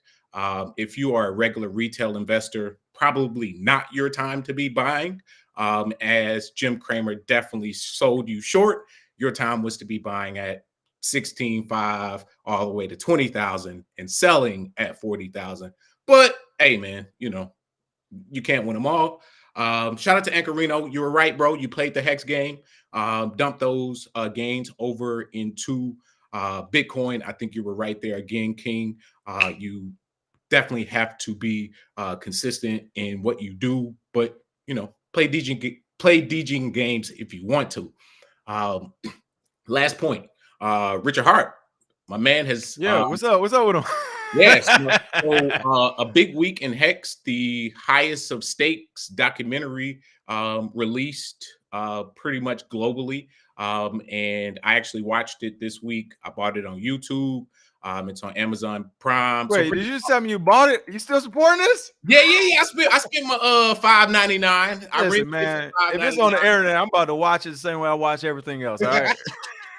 Hey, I ain't doing all this. I'm not playing with this DJs. Listen, people, my first computer, 1997, Detroit Academy of Arts and Sciences. It was a brand new school, downtown Detroit, pilot school. You had to get a lottery. You did a lottery. Oh, you get to come to this school. They gave us all a free computer. All right. I learned everything I need to learn in 97. Okay. LimeWire, Napster taught me. I'm not going back. We say I ain't paying for nothing. No. So go ahead. Highest of stakes, my bad. All right. So no, you're good, bro. So highest of stakes dropped. It was a good documentary, actually very well made together. It was not just a Hexagon shill. And as you can see on the right, it's available on Amazon Prime, Google Play, Apple TV. It's actually pretty high up in the rankings. And this guy. Yeah. Hey, man, that's how it starts. Pretty fucking ridiculous. He says some crazy things, but I think they do a good job of telling the story about Hex and showing the eccentricness of Richard, showing like the detractors. And hell, there was even somebody that bought the top, sold a house for $100,000. That shit's worth like $652 right now. So they keep it up. They keep it 1,000. Oh, wow. It's not a shield. It is truly a, I would say, a documentary that tells the truth over the past couple of years with Hex. And then now getting to today, SEC has not been able to find Richard. Therefore, I was waiting for you to finish. I was about to say, you just made a movie about yourself. And I'm going to go ahead and assume, knowing Richard Hart's personality and knowing how the gang works, you ain't gave him a big enough taste to be making no movies. It's that simple. You got to get them. You making a movie about being rich? Hey. Has he got somebody elected I don't know about? Because that's what you do when you get somebody elected already. This definitely, the timing is interesting because the SEC is actively looking to serve him. which means Interpol is likely looking for Richard Hart as well to serve him. This isn't a criminal charge. This is a civil situation.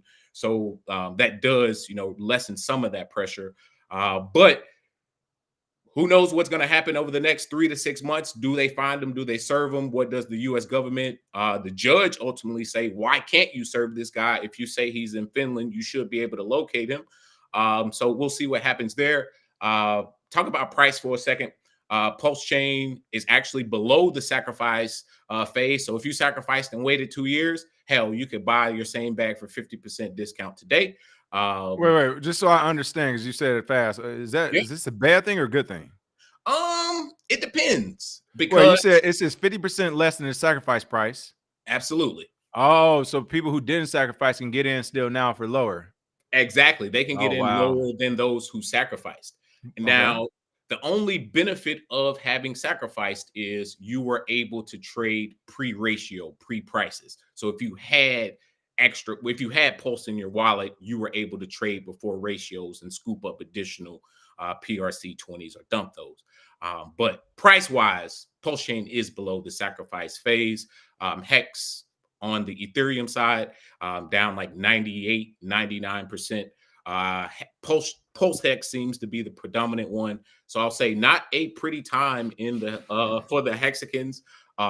Bros is down bad, and hopefully everybody is doing well, taking care of themselves, and haven't just like jumped off a bridge or something. But my fault. I'm over here looking at these comments too, laughing. But you said so it's bad for the Hexicans right now. You said price wise. Okay, price. So let me ask you: do you still believe in this in the future? Do you believe in Pulse Chain? What's your thoughts on Richard Hart? Just like you can do a send a summary, but just let us know what are your thoughts. So I will be honest. I think that the future of Hex is on the fence. It's not as bright as it was. Okay. The SEC investigation into Richard is a cloud. Then you have this bifurcation of Ethereum and the Pulse Chain, which is basically a split of capital. So instead of pumping one thing, now that capital is being split to pump multiple things. So the aspect of price appreciation, right? No, for sure. That community cult effect doesn't have the same power or purchasing power as it once had.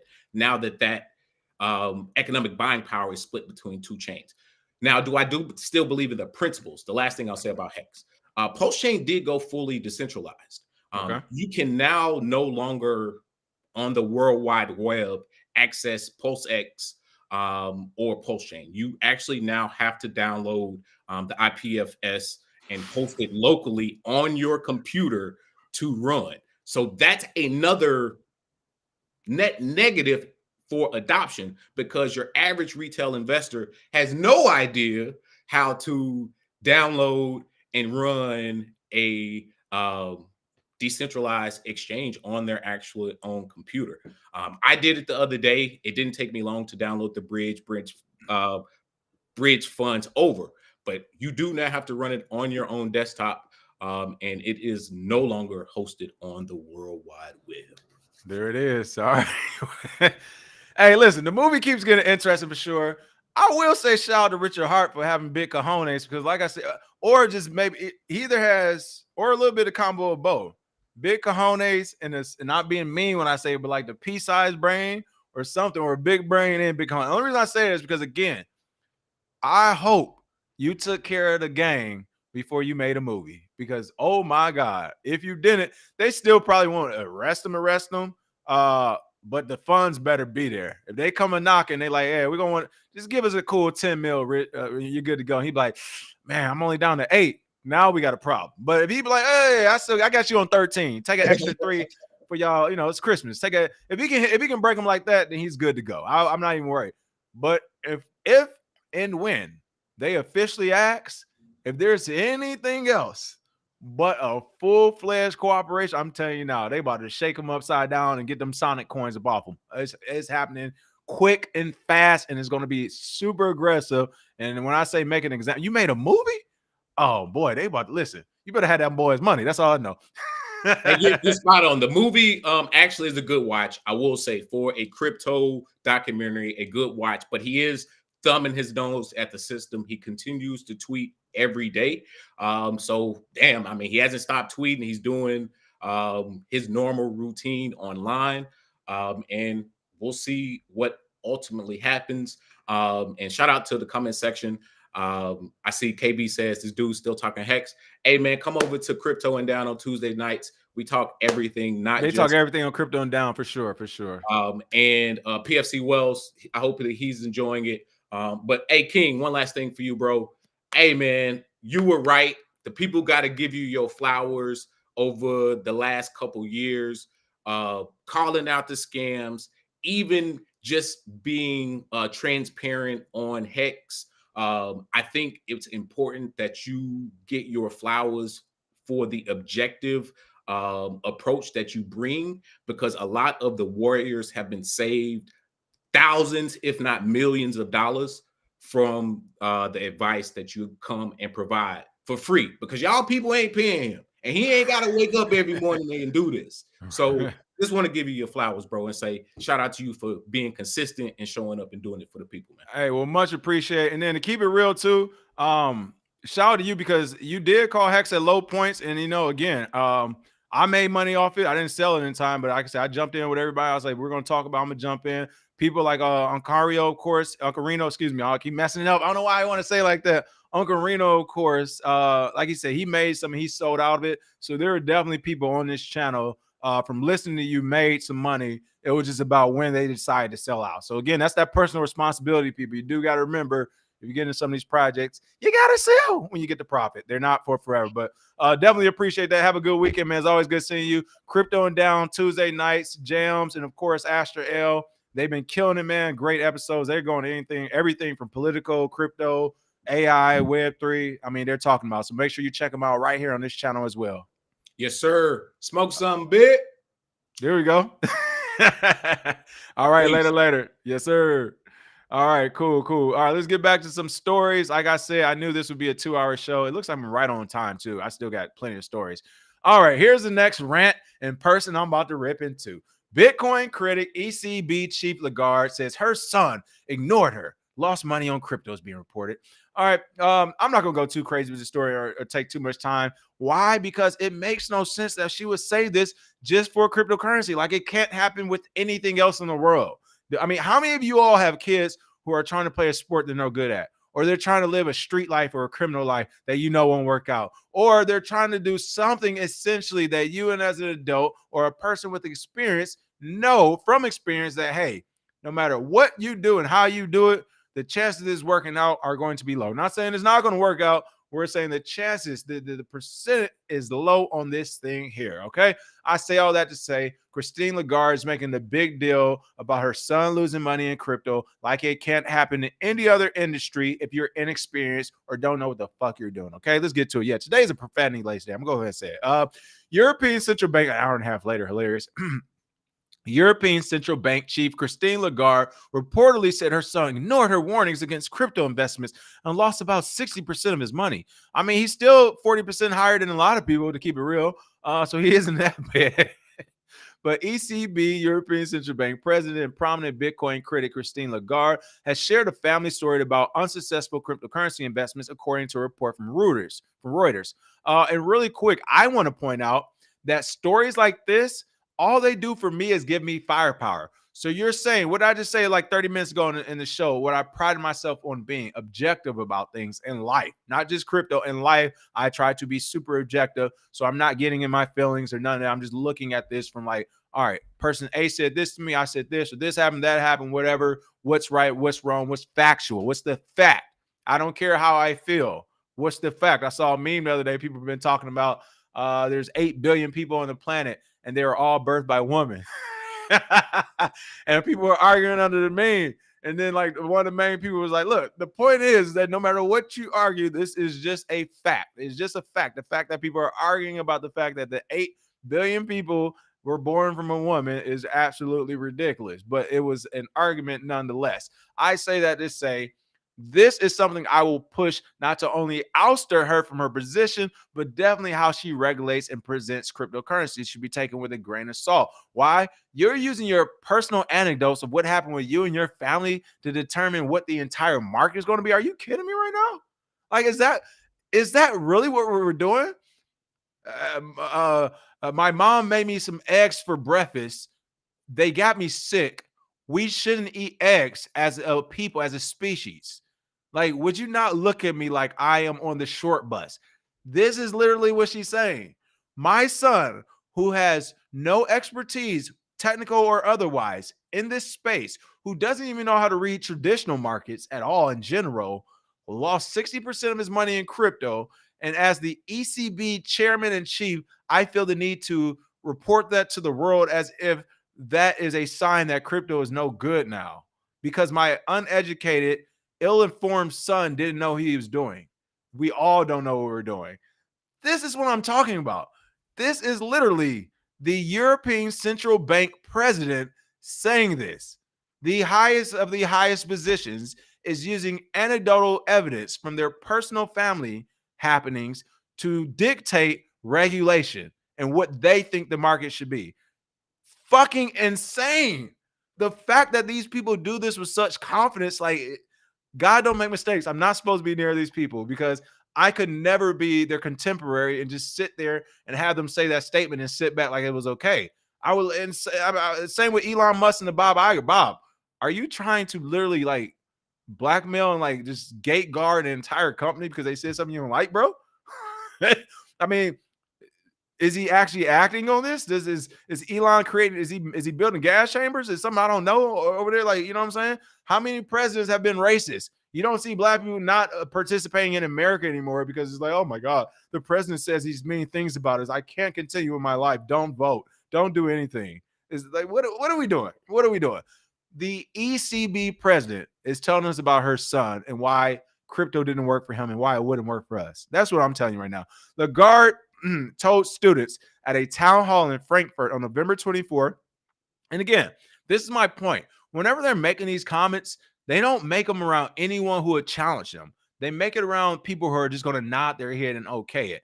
But she told these students that her son lost almost all his investments in crypto assets despite persistent warnings. Reuters again reported. And again, if I was a student, I would say, I don't really care. Excuse me, with all due respect, Miss Lagarde, I don't care what your son did. Can you tell us your thoughts on what you've seen from actual evidence, from factual numbers? Give us your break that down, analyze the real numbers. Don't tell us, we don't care about your son. No offense. You know, I would say something along those lines because that's way out of bounds. He ignored me royally, which is his privilege, Lagarde reportedly declared, adding that he lost almost all the money he had invested. The ECB chief didn't disclose the sum of her son lost. See, that's what I'm saying. Talk about the money. Did he put $10 into a shit coin and lose $6? And now you're on stage saying he lost 60%, which is a true statement, but it's only $6 of 10. Is that what we're doing? Or did he put in $100,000 in the product? Like, give us, this is what I mean. You want to use the example, but you're not going to go in details, which tells me you're lying about something. You're not being forthright about something, which means you shouldn't be talking right now. It's crazy. So when I had another talk with him about it, he reluctantly accepted that I was right, Lagarde reportedly stated. We'll bring him on stage so he can tell us in. I have, as you can tell, this is a quote, I have, as you can tell, a very low opinion of cryptos. People are free to invest their money where they want. People are free to speculate as much as they want, but people should not be free to participate in criminally sanctioned trade and business. Wow. So, you know, I don't like crypto, and I think people should be able to do what they want with their money, but they shouldn't be able to do it if it's criminal. And we've decided, because for whatever reason, we work with banks, the literal bank president is saying that crypto is criminal. Like, you can't write that. You literally can't create this. The bank president is saying crypto is criminal. And while people should be able to put their money where they want, they shouldn't be allowed to put it in criminal places. The bank, you all don't understand, this shit be driving me crazy, that this is not just market manipulation illegal at the highest levels. The bank, this is Chick-fil-A saying you shouldn't be eating beef burgers. Like, why would I not want to eat a beef burger, Chick-fil-A? Oh, just, they're so criminal. Beef, do you know what they do to those cows over there? Like, have you seen what they do to these cows. They name them first. They name the cows first before they kill them. All right, it's bad. This is literally Chick-fil-A doing that. So again, this is absolutely ridiculous to me that you will use your son on this. As one last example, I decided to be a doctor today, and I find myself in the surgery room and I fuck up some surgery. Will you say we don't need to do surgery no more? We don't need doctors because King didn't know what he was doing? Or would you say King has no medical history, no medical formal education, schooling? He shouldn't have been a doctor to begin with. He should have been doing surgery to begin with. That's how I feel about her son. He specifically sounds like he should have been trading and doing this with crypto specifically, not the entire market. So again, for her to use her son, and who knows how old he is. Again, we didn't get any details. We're talking about your 12-year-old son. We're talking about a 20-year-old, a 50-year-old. What are we talking about here? And again, my beef with this is that this is a central bank president pushing this narrative. Like, and just really quick, just to trigger some of you all, you think this can't happen in the medical space? You think we can't have an imaginary illness or a mutated flu-like illness pop about and we automatically say, all right, any death that has anything to do with a call, we're going to call it this, and we're going to pump out this new pharmaceutical cure, and we're going to make everyone essentially buy it across the planet? Oh, no, that can't happen. No, this just happens in banking. You got to love it. Again, this is Christine Lagarde, not only admitting she doesn't like crypto in general, but using her son's losses as a reason of why we shouldn't be doing it, and also why it's criminal under her eyes. Absolutely amazing. I normally wouldn't care to report stories like this, but unfortunately, she helps make laws across the world. She helps regulators regulate. She helps legislators legislate. They listen to her and people like her. She's the president of the European Central Bank, one of our primary allies that's trying to essentially reel in fucking Ukraine and bolster a strong NATO off the coast of Russia. That is who she represents. So this all ties into each other when you're talking about the economy here in the States, the economy abroad, geopolitics, so on and so forth. This is very important. We key in on these type of people making these type of statements in colleges and everywhere else that are absolutely wrong, false, untrue, half true, so on and so forth. She's literally using anecdotal evidence about her son losing money in crypto to decide and push the point of crypto being bad for everyone. I mean, again, I can't talk more about this. I can't make this up. We need to have a contest of the biggest loser in crypto. Is it going to be Jim Cramer, the ECB chief? I forgot the Jigglypuff dude, the other president. Who else do we have? Novogratz getting the Terra Luna tattoo. Who are we gonna have as the biggest loser of crypto in 2023? Time will tell. 4 more weeks until the end of the year. This is absolutely hilarious. Some of the people we have in this space. All right. What else do we have going on? These comments. Listen, this wasn't my fault. Todd said, shout out to Putin out here fighting real white supremacy. But listen, seriously, on a whole nother note, that's my point where I never want to hear nobody talk about Ben Shapiro. Shut the fuck up. You're only right half the time. All these stats about black on black crime, I love it. No one counts wars. No, how can you not count a war? That counts as crime. Oh, them black people in America, they stay killing each other. What? We the only people that kill people on the planet. All right, that's what's up. But yeah, no, that was a pretty funny comment. I had to say that. These are 100-plus-year-old tactics. Wake up, sheeple. You already know. PFC Will say, if you're in the Discord, I just dropped the Lagarde meme. Let's see. I don't know her son, but I know his ass don't got no diamond hands, says Jake Fever. She has 2 sons, by the way, so you don't know which one did it. Exactly. See, I didn't even know she had 2 sons. I just imagine she had more than one kid, more than one child, and I figured we don't even know which child she's talking about. Exactly. That's hilarious. I'm talking about my 3-year-old. He was investing in some stuff, and he lost 6 cents out of his 10 cents I gave him. It was a 60% loss. Exactly. Who knows? I wonder how many times he reluctantly comes to the dinner table and admits mommy is right again. Exactly. Like, come on. So, oh, man. Ray Mata said, with all this truth you putting out, King, I'm surprised this channel is not banned. What do you say? Like, what say you? It is banned. It's shadow banned. Listen, have you not noticed no one watches it? You think that's by mistake? This is literally one of the first podcasts and YouTube channels out on crypto, and you can't find it anywhere. Like I'm definitely banned already. Trust me. They already put some shit in the algo early on. If you remember when like crypto, any talk of crypto was being banned on YouTube, Google, Facebook, so on and so forth. Like they put the fix in on something back then. So I don't know what it is, what they did too. I probably low-key just need to start a whole new channel. But yeah, it is what it is. KW1, that's what I'm talking about. Said marijuana plant. Here's your flowers, King. Yeah, speaking of which, for Thanksgiving, I know some of you all saw it. You were sending me. I did that marijuana commercial. That was a pretty funny commercial, whatever. But yeah, I saw that get released on Thanksgiving Day as well. All right, let's keep it pushing. Hey, another one I called out. Listen, I didn't even say this one in the announcement. So this is about to catch y'all off guard. I know some of you saw this in the news and y'all thought of me. I already called them out. Let me be clear before I start this. What they are doing for crypto is actually a good job. They've been doing a great job by and large. Let me be fair. They've been doing a great job. And I'm gonna see. Listen, I'm gonna introduce them first. You all put in the comments who I'm talking about. We're gonna see. Am I gonna do a Bitcoin giveaway? No, we're past that point. But listen, put in the comments who you think I'm talking about. I'll try to keep somebody's name for the next giveaway or something we do. But there is a channel out there who is admitting wrongdoing now. And I said about them, I said, hey, they do a decent job, but they suck on Ethereum's teat way too hard. And these corporate folks, they suck on that teat way too hard. But they've actually came out and said why, essentially. It's a money thing. It's always a money thing. Here's the difference. And woo, boy, I'm spitting today. I'm not going to go too deep on this. I'm just going to say this. When people act weird, it's always a money thing. People buying, not always, but many times in this space, it's a money thing or whatever. And that's unfortunate because, like Gems just said, I'm not getting paid to do this every day. I keep telling you, when I first saw the technology of Bitcoin, I'm a technologist. I just told you about my computer in 97. I love technology. So that's what keeps me going and motivated. When I see these stories and stuff, I'm like, oh, this is coming out. This is coming out. If I literally turn my camera right now in my room, in this room I'm in, so you'll start seeing me, you'll be seeing me on a lot more social media ads. I've been doing a lot more social media ads. These companies are sending me their products. Right now, I got all the new tech. That's all I'm going to say. I can't even talk about some of these companies right now. The biggest companies that's doing stuff in the crypto space as well, you all know what I'm talking about. They changed their name recently.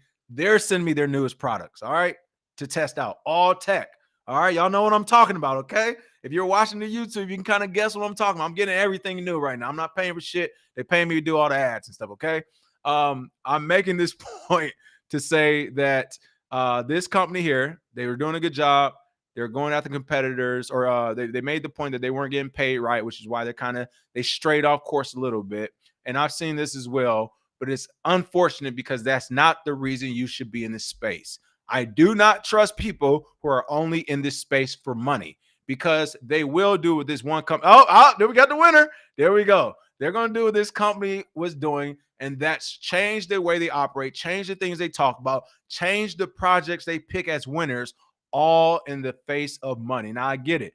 That is why some of these channels are blowing up. The BitBoys of the world blew up because every day they're saying 10,000% this, 100,000% that. You can go 5,000% this, and that's what attracts people. That's why these channels blow up. That is the cheap and easy way to do this. It doesn't work like that. If it worked like that, by now we would literally have 1 million crypto millionaires. Like literally, it would just be we'll have cities built on crypto millionaires in America if it was like that. It is not like that. So without further ado, for the next article, yes, I think Satoshi Slim was the first person I saw get it right. No, I'm sorry. If you know, got it right first. And yes, that is Bankless. I am talking about Bankless. I called this a long time ago when I started seeing this stuff. Again, I want to be clear. They do a good job. They do a good job, but not a great job. And that's because they're in it for that fucking corporate shit and that money shit. That's all they care about to me, it seems like.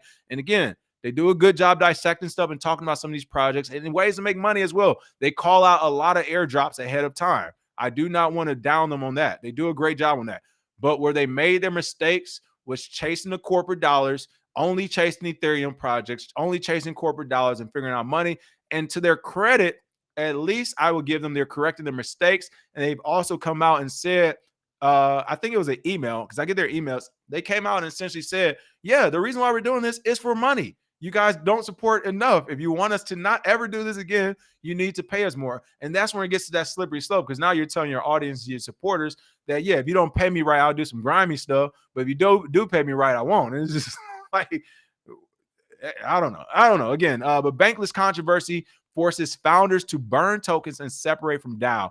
And again, for those who are on the back end, when I first saw that Bankless DAO, I was like, oh, it's going to be interesting. I think I said that. I said it's going to be interesting. I felt it can go either way. I'm not going to act like I was just like, this is going to be destroyed and bad. I didn't think that, but I definitely think it can go either way, because I'm like, it's very interesting. You need to show a lot of value, which is hard to show right now in this space, in order to essentially like what's the word I'm looking for? You need to show a lot of value, which is hard to do in this space, to essentially prove your worth.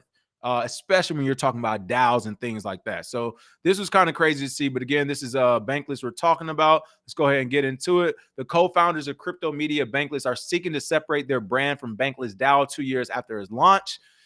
How many times have we seen this? Amid the ongoing controversy around cryptocurrency media, Bankless and the associated decentralized autonomous organization DAO, Bankless DAO, the founders of Bankless have suggested separating the brand from the DAO. Bankless co-founders David Hoffman and Ryan Sean Adams plan to submit a governance proposal to Bankless DAO to separate the two entities. The co-founders took to X on November 26th to announce that they also plan to burn all of their Bankless DAO tokens on the back of this proposal. So again, doing the right thing as far as separating yourselves and burning the tokens. But it's like, why are you even in this position to begin with, expert? Like, that's my thing, expert. And it's not just them. Believe me when I say it's not just them. It's a few other people who I haven't even talked about lately or at all ever before. Why are you doing this, expert? Hello, CT. To leave the obvious is their X tweet or whatever, the X thread. To leave the obvious, we could be better in accepting criticism of Bankless HQ. I hold Bankless very dear, and I've got an innate reflex to protect it when I see it being unfairly attacked. So I haven't been following this. I'm assuming he responded wrongly to begin with. And if that's the case, that's definitely a bad look. You all fucking up and getting mad at people for calling you out? Oh, no, don't do that. Let's see. To protect it when I see him being unfairly attacked. This clouds my ability to hear what CT is trying to tell me, especially when it is drowned out with very obvious, unwarranted, and off-base hatred toward Bankless. Please forgive me for blindly throwing out the baby with the bathwater when it comes time for CT to constructively tell Bankless how it feels about stuff. It is something that I will work on, and hopefully this post is an effort to rewire that reflex. Now, here's my problem with what he said. It could be honest, but again, the only time people usually say this is when they're losing money. When they lose money, then they come with I'm sorry's and I made mistakes. And here's my beef with that. If you are right, like you say, and you're an expert, stand on that business. Where my open shoe? I saw that open shoe meme. Y'all know who I'm talking about. Stand on that business. Stand on business. If you're right and you're an expert, why do you care what everybody's saying? Like, literally, if the whole world were to scream at me, water's bad for you, don't drink water, water, water, water. Like right now, today, I would look like, okay, the water is poisoned somewhere because people are absolutely insane. But I'm going to go ahead and keep drinking my water because it's what keeps me alive, right? To me, this is the same thing. It's like now that enough people have bashed and screamed and hollered, now you're like, all right, maybe we took this approach wrong. And maybe we could, this is like, if you're an expert and you're right, stand on it, man. Like, fuck it. Unless you know what you did was wrong. Then it goes into question, and we got another one. Then we got another bit boy. We got another, I don't remember all these people, right? I don't even remember them anymore. We got another one now. So let's keep getting into it. That was the tweet. Oh, wow, this is a real thread. Okay, so I'm not going to go through this entire thread. You can read to it as to current events. Here is the signal I've gotten. So it's talking essentially what happened, the entire thing. I'm not going through this entire story. Here's some of the tweets. It's probably not a good idea to leverage a brand name and not be associated with it. Cause confusion. Is people basically go on that Bankless saying, you know, you might be thinking it's really not that hard. You're just being dense. And it's also probably true. It's people going basically at them with all their ideals and stuff. It looks like he actually put his next step, submit a governance proposal to clarify the branding separation and burn all the tokens. So to give them credit, they did take the they took the advice of people who tweeted to them or X'd them. I don't know. You know, I'm not on there like that. They took the advice. This one person, because you're insulting everyone's intelligence by pretending that Bankless DAO is completely unrelated to Bankless HQ. Oh, is that what they did? Ooh. You can't try to grab the upside of legitimacy, grifting, and then complain there's downside too. So again, I will give them props for listening to their audience and changing, but it looks like their audience was definitely eating their ass up. And this is what I like about crypto. This is what we see. There's a couple more people in the space that needs this. Believe me, more to come. But right now, Bankless is the ones getting it. And again, I saw the email. They actually sent out an email. Here, I want to see if I have this email. Let me see if I can find this, because the email essentially said that what I just told you, it was like, yo, we need money.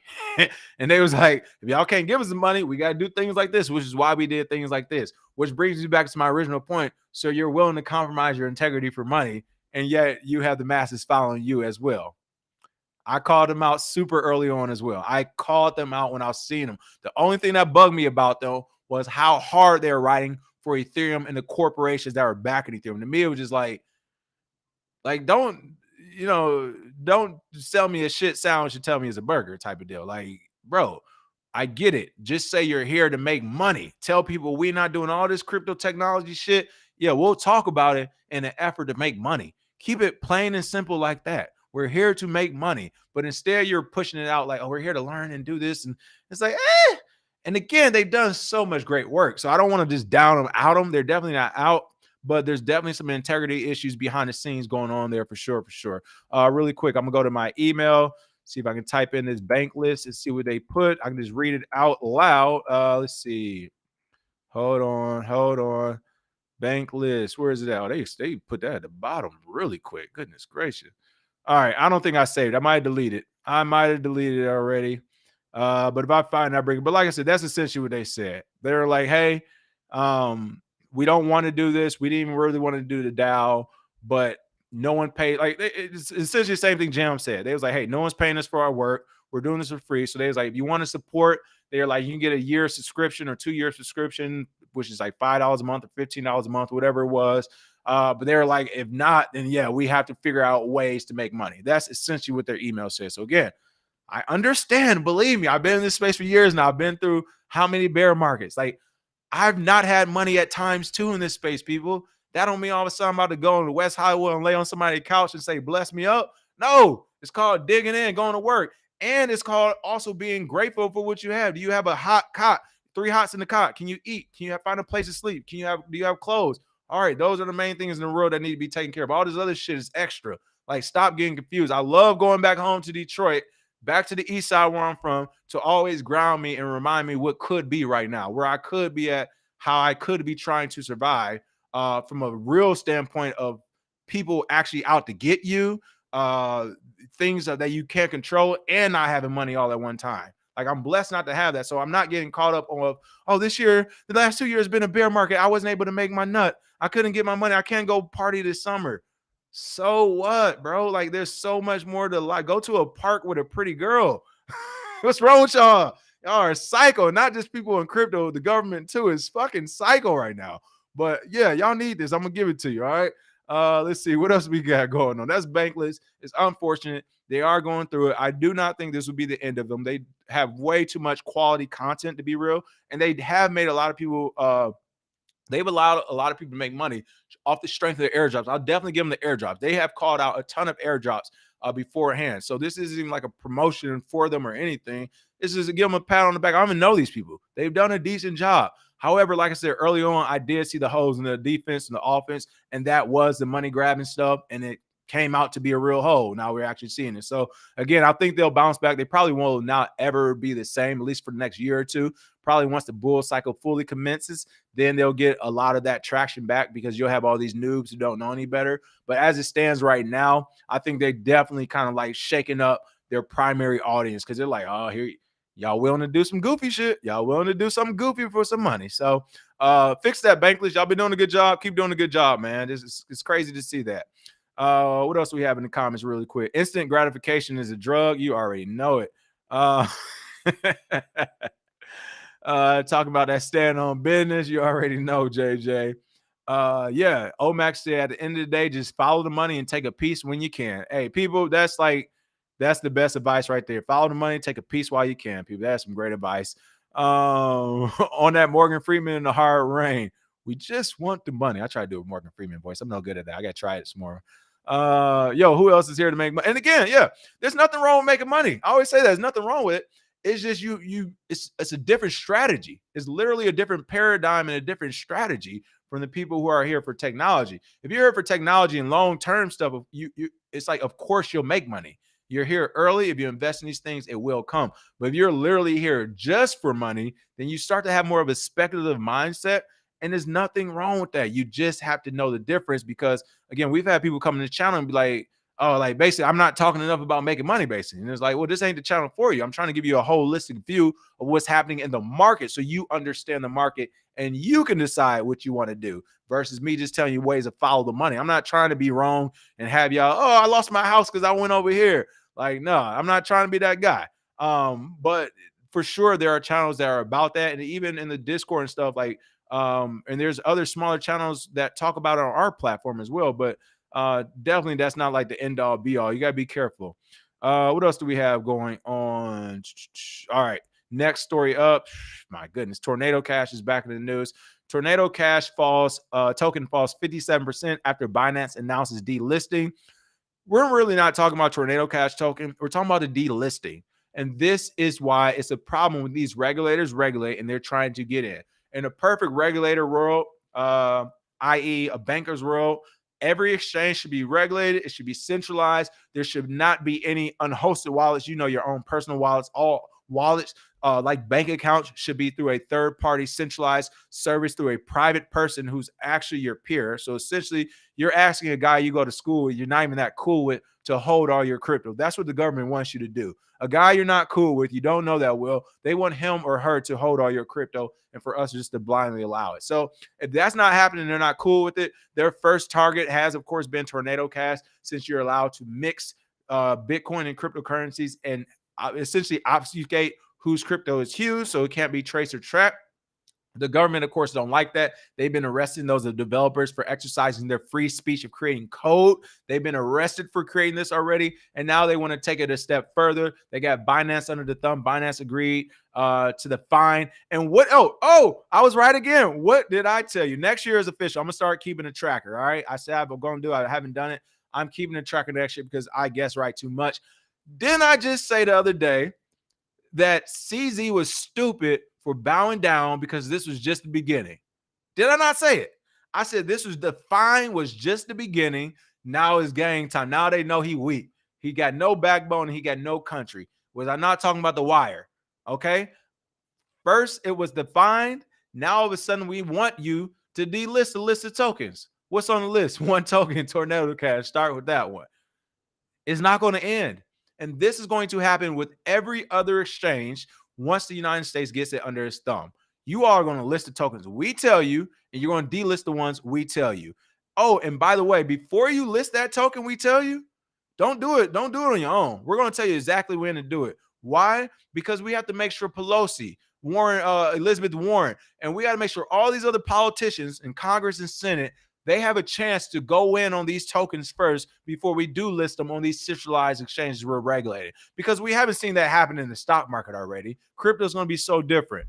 Like, this is literally what they're trying to do. So the fact that we're seeing Binance all of a sudden, after they bow down to the SEC and Department of Justice, U.S. government, come out 2 or 3 days later and say, hey, we now delisting Tornado Cash out the blue. Come on, man. Dirty, dirty, dirty, dirty game the government's playing. Dirty, dirty, dirty, dirty game the gang is playing. Delisted overnight. And what's crazy is it's going to work the same to me as Monero and Zcash.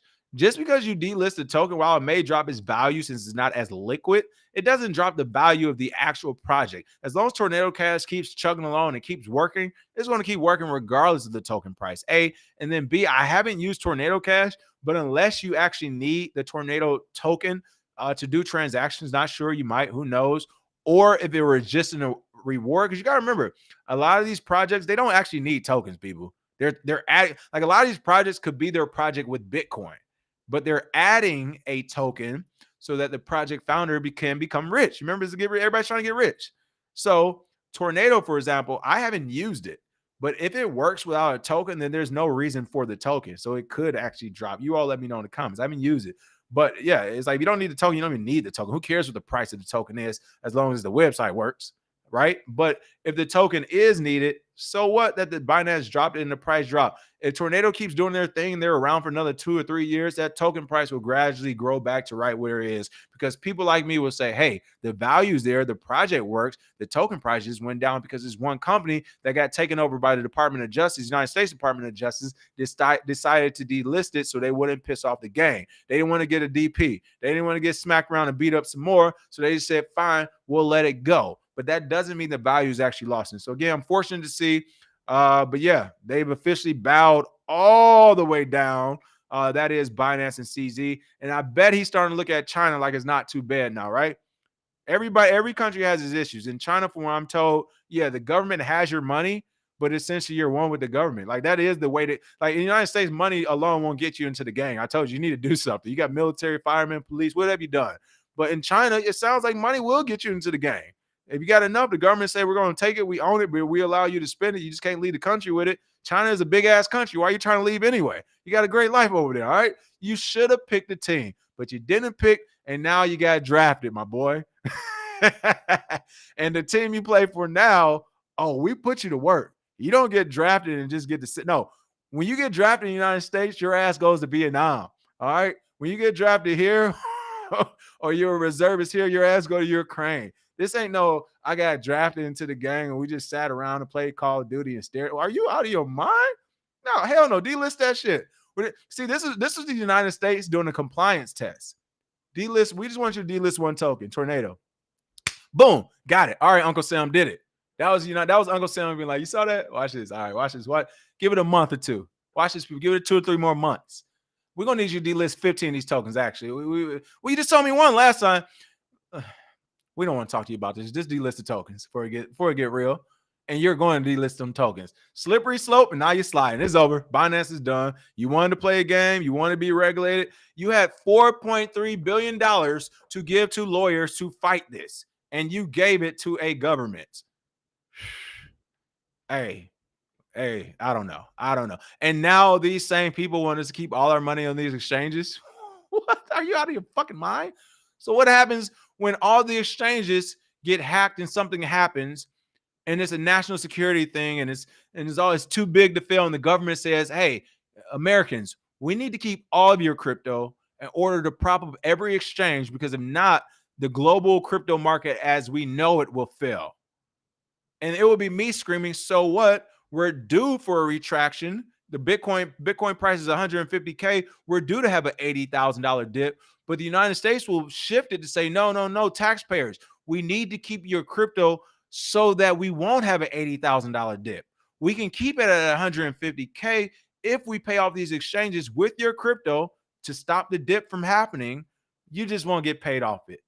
That's what we did before Bitcoin was invented, people. When we bailed out the banks and everything else in 2008 from the housing crisis, that is what happened, and that is how we got Bitcoin and cryptocurrency. And now they're literally trying to recreate the same environment that caused that theft of taxpayer money back in 2008. They're trying to set up this same environment so that in 2028, 20 years later, they can do the same scam. And it's going to work, it looks like right now. It looks like it might actually fucking work. This is scary to me.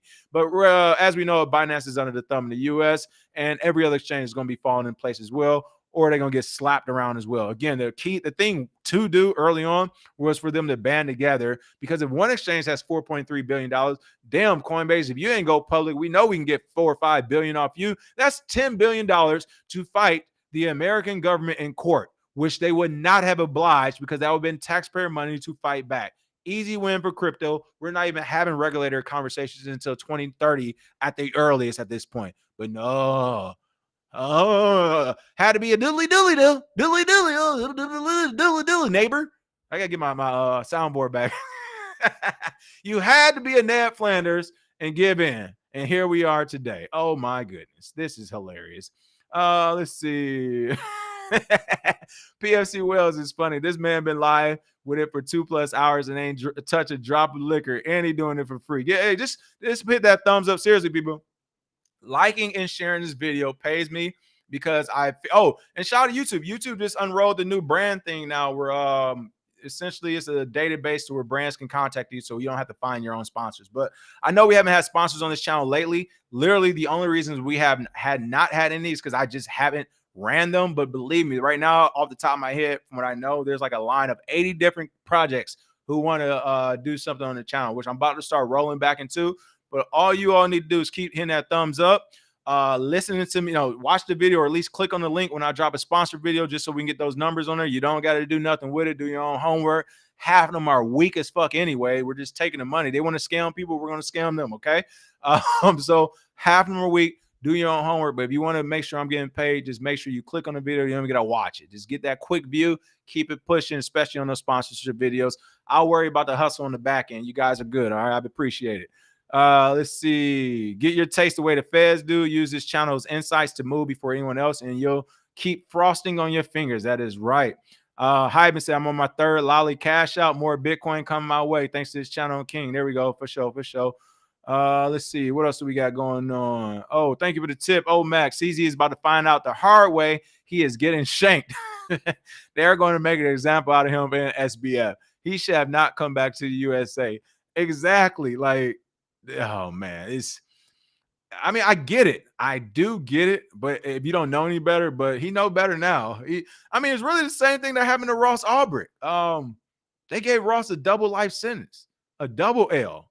For a double life sentence, I'm not talking. There is no talking in court. There is no nothing. I'm middle fingers up the whole time. It ain't nothing to say. I'm trying to be as disgusting and despicable as possible. You already about to give me 2 life sentences. It ain't nothing to talk about. This is what's happening. And our gang is a gang. It's going to happen. So, yeah, I don't know why he thought that he would be different. You're living in a different country. I don't know. But by and large, the fix is in for Binance is over. All right. Coinbase warns customers about subpoena and apparent CFTC Bybit probe. Listen, if you ain't caught on now, then I don't know what to tell you. The headline is the story. Why? Because it sounds like Coinbase is pulling a Mr. Wonderful. They said, wait, all you gotta do is tell the government that we got some competition. They'll do what they do. So why is Coinbase reporting about an apparent CFTC subpoena for Bybit? Why is Coinbase the ones reporting it? How do they know to even report it? This is a government subpoena to a private company, and Coinbase is the one telling us about that private company.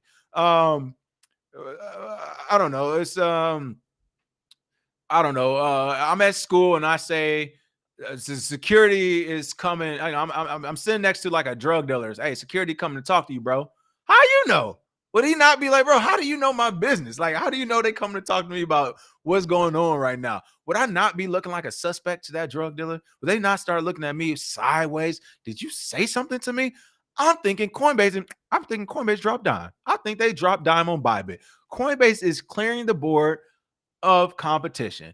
And what's messed up about it is that you think this is going to make life better for you. It's going to make life worse for you, right? Like right now in the short term, the United States might not be paying attention to you any longer. Coinbase, they're going after the bigger ones, the Binances, and Bybit. They didn't even know about Bybit. Oh, they're going crazy right now, right? I get it. As soon as they're done clearing the board, their Coinbase, I don't know what you think they promised you. They're going to come back and slap y'all so hard. I mean, the fine that's about to come from Coinbase will be out the blue. It's going to shock them as well. I'm trying to tell you, people, whether you know it or not, Coinbase themselves are breaking so many fucking laws. Like, if you want to play it this way, right? Everything's on the gray line right now. They are already breaking so many laws. And Gary Gensler already said, just because we let you all go public doesn't mean you aren't breaking, you're not in, what did he say? Essentially, like, you're not in regulatory clearance, whatever. So it is amazing to me that they're almost like, it seems like they're helping regulators get rid of the competition. It's like, you think they're going to get rid of all the competition and you're just going to be able to run wild? Or are they going to get rid of all the competition and say, now that you're the only one left, this is what we want you to do? What do you mean what you want us to do? I thought we helped you with yeah, we appreciate that too, but this is what you're going to do. You saw how it went from we want you to do and you talk back and what you're going to do. This is how it works. But cryptocurrency exchange Bybit restricts use in the U.S., although it may be possible to get around. If you ever took the master class, you know that. Coinbase is warning that it has received a subpoena from the U.S. CFTC. According to X, users who posted copies of the message, the CFTC is seeking information about the Bybit crypto exchange. Oh, okay, so that's why Coinbase got the subpoena about Bybit. All right, that makes a little bit more sense. But even still, I would be asking, why would they come to you about it? I don't know. To me, you didn't even have to say this out loud. You should have, like, it should have said, we ripped up a subpoena. Like, why? What's going on? Because you saying you received a subpoena is basically telling me, you're not telling me what you're not going to do with it. you're not saying, hey, homie, man, the police called me about you. Hey, man, police called me about you. Was asking about the other night. You know what I'm saying? I told them to fuck off. That's not what you said. You say, hey, man, the police called me about you and asked about the other night. And what did you say? Oh, man, you know what's up. No, I don't know what's up. What did you say? Coinbase, what are you going to say about this? Recipients speculate that any Coinbase customer who also used Bybit received the message. Coinbase may provide info on users' accounts and transaction activities to the CFTC unless the subpoena is reversed by a court by November 30th. Have we heard anything from yesterday today? No, which means all your information going to CFTC. If you use Coinbase, Bybit, I think they'll fight this a little bit. The Bybit stated earlier this year in terms of service that it does not provide service in the U.S., but it is reportedly accessible using a virtual private network, VPN, as they all are. So it's not just Bybit, but once again, they want to single it out. Why? Because they're trying to go in for the kill. You don't want people to know it's a whole bunch of them. They all do it this way. You want people to think this is it. They're alone. They're operating outside of procedural regulatory rules, and we want to go in for the kill. So you want to isolate them, but everyone's doing it. The day following Coinbase communication, Bybit announced that it had reached 20 million users. That's what I'm talking about. That's how you rip up a subpoena without saying F you to the people who sent you the subpoena. You don't say nothing. You just come out the next day and say, yeah, I don't know what everybody talking about, but we got 20 million customers right now. That's the way to do it. A, way to ignore it, and B, way to do a great sales pitch, because if anything, it's time to sell. You got 20 million, sell Bybit, get out of the game. Trust me, you want to leave right now. It described itself as a top 3 crypto exchange. I would agree with that, according to the exchange statement. Also, though, I would not have described myself as a top 3 because, once again, that's the same as you just create a movie about yourself. Oh, you a top 3 crypto and Uncle Sam ain't got a taste? My boy. Uncle Sam don't care if it is restricted in the United States. If, which you do, I know for a fact, have American citizens in Dubai working, which again you do, I know for a fact. You have American citizens in Dubai working, and they decide to do anything with your exchange, which I'm assuming at least one human citizen from America that lives in Dubai has decided to do something with crypto on Bybit, then you guys are in violation according to Uncle Sam. Not to me, but to Uncle Sam and the gang. So for you to come out and say you're top 3 and you got 20 million users, and he probably ain't got, bro, is that what you are you making crypto exchange soup? And you ain't giving me a little mother. Oh, okay. You over here making crypto exchange soup, and Uncle Sam ain't get a bowl. All right, next one up. But anyway, they're being quoted as saying prudent risk management and enhanced AML, anti-money laundering compliance, have led Bybit to gain licenses in the UAE, Kazakhstan, and Cyprus. Now, what they are doing different besides Binance is that they have protection, okay? However, your protection is different. You got the wrong protection, Bybit. Yes, Dubai, UAE, come on, we all oil. All right, all got oil. They got money and they got protection. But you forgot, Bybit, that the US and Dubai are like, yo, we home. It's the reason why I know so much about Dubai. I've been there, I think, 3, 4, 5 times. We big homies in Dubai. I damn near had a girlfriend in Dubai. From I remember, I was like, I know I had one in Bahrain. Couldn't remember I had one in Dubai. Had a girlfriend in Dubai, people. Like, we're neck and neck with them. So to think you can hide out in Dubai or get regulated by Dubai and you can skirt from paying Uncle Sam, oh, you about to get a rude awakening here soon, Bybit. I wish it wasn't you because I actually like your I like the exchange, but yeah, that's officially the shot in the air, I think. And Bybit's probably on a 6-month ticking time clock before they get some big news from the American government that probably none of us are going to like. But again, we'll see what happens. Really quick, we got Omac back. Omac, what's up? What's the word? He said, listen, man, we still on. Let's get it. I'm in the office. Let's get it. What we got today, Omac? Look, this is what I'm going to say about everybody that's over in Dubai and all them other areas. Yeah, look, you're not safe. Right? You're not okay. Look, not Dubai, Bahrain, Abu Dhabi. You might as well be in the United States. You're just a rich kid in another country right now. Look, yes, your money, they can't pull it that way. They can't pull it that way. But please understand, you are a foreigner in their country. So if their leadership decides they want it, you have no rights. You are a foreigner in their land. And if anything ever goes sideways, remember, you are an infidel in their country. For real, they are infidel. People forget that. People forget that part. Are you like, people forget that? What's your religious backing? Oh, you're not even with the gang? Oh, y'all can have him. Y'all can have him. We don't want no problems. Hey, look, you don't have the rights like you do here in the United States. They will, quote unquote, grab you and make you. Now, whether or not you live through the process is completely irrelevant. So they're going to get what they're going to get from you. Now, you have to understand that's the way it works there. So as long as, quote unquote, things are doing well, yes, there is a extradition clause that they will fight against. So yes, you can walk out of here with a few billion. Supposedly there's a few tubers that have hundreds of millions of dollars that basically left. There's a few of them that have, quote unquote, renounced their U.S. citizenship. Okay, fine. But if you in one of those countries that, quote unquote, is basically making deals, remember, several of those countries too want to get their cut. And the moment that Bitcoin hits the way that it hits, it hits, you're going to have a new class of millionaire. You're going to have a new class of millionaire. And countries, no matter what, always want their cut. So don't think you safe. So, that's real.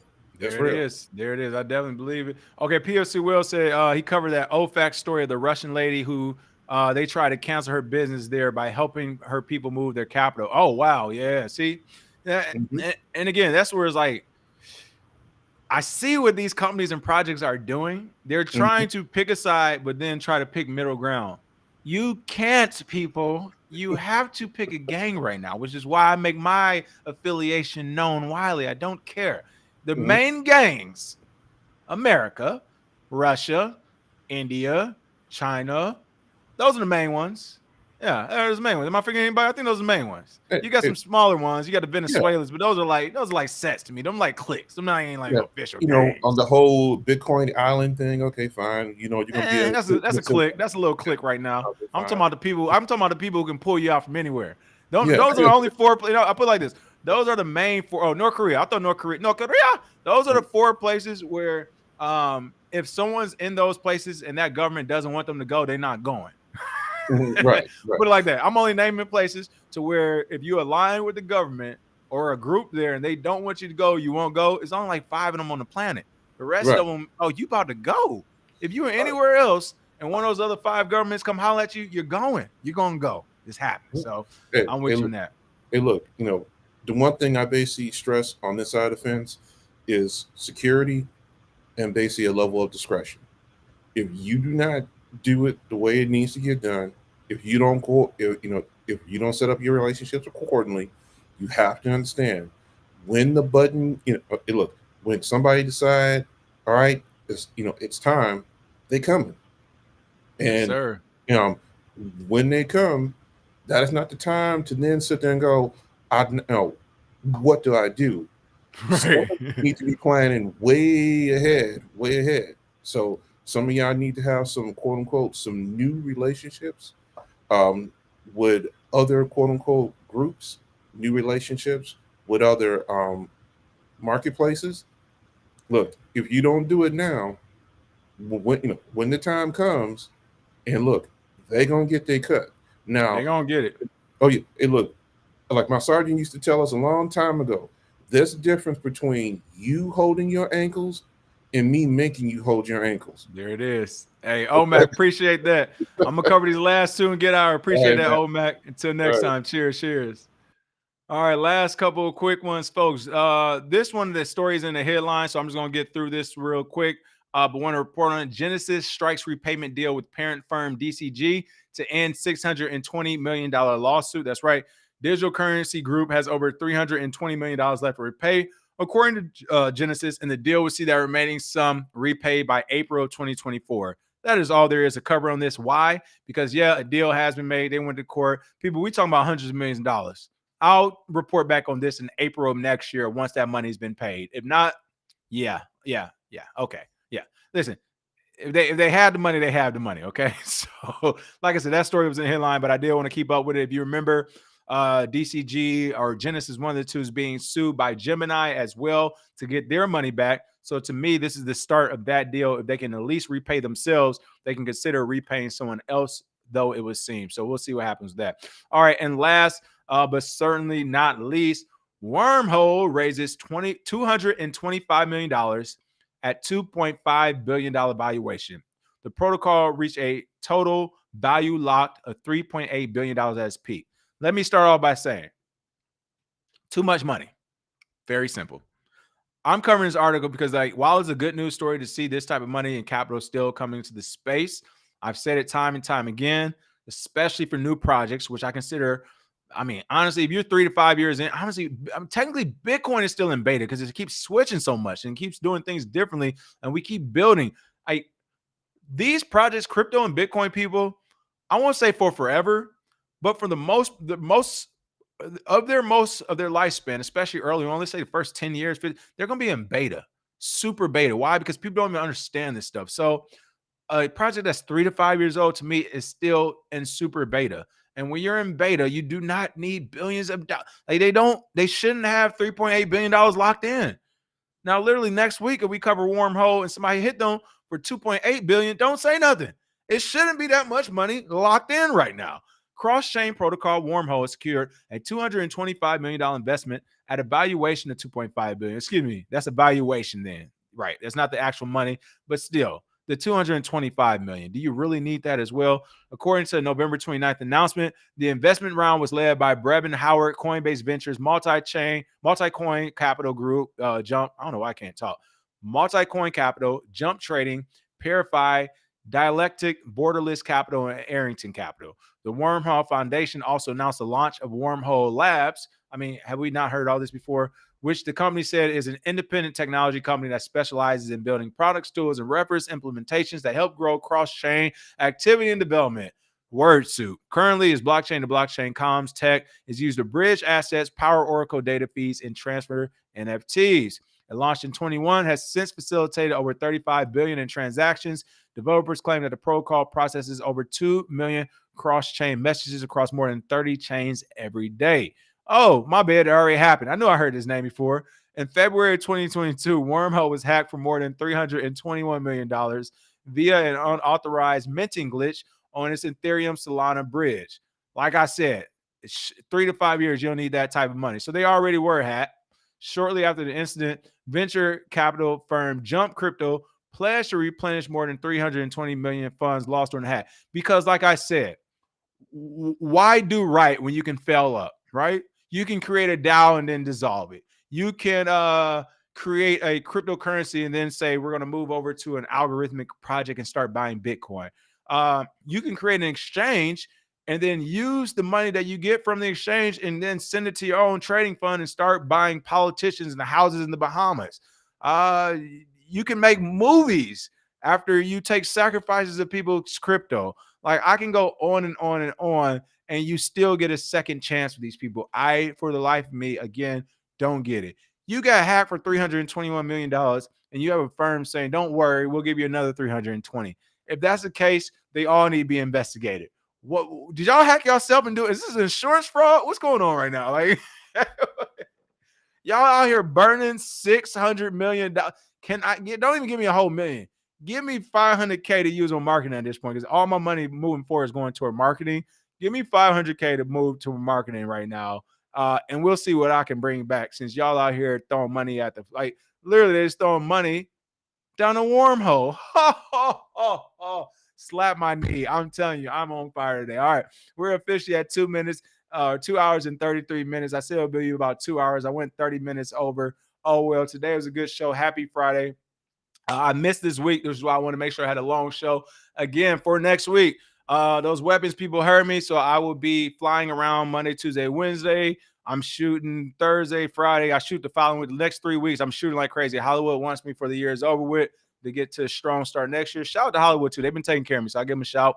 But yeah, so I'm going to be super spotty. But like I said, the game plan is to have the laptop on me, do live streams on the go. So they may be 10 minutes here, 15 minutes there, but I definitely want to stick to the Monday, Wednesdays. I didn't like missing Monday and Wednesday this week, people. I missed you all, Warriors. I missed you, baby. I missed you. And I want to be back with you next week. So again, the game plan is for Monday. Discord is up. I will check you all out then. As soon as this processes, it's probably going to take like 3 hours on YouTube, but as soon as it processes, I will put it on the podcast as well. For those who missed it, you can listen to it on the way home if your traffic is anything like this. Other than that, smash that like and share, and I'll see you all next week with some more crypto news.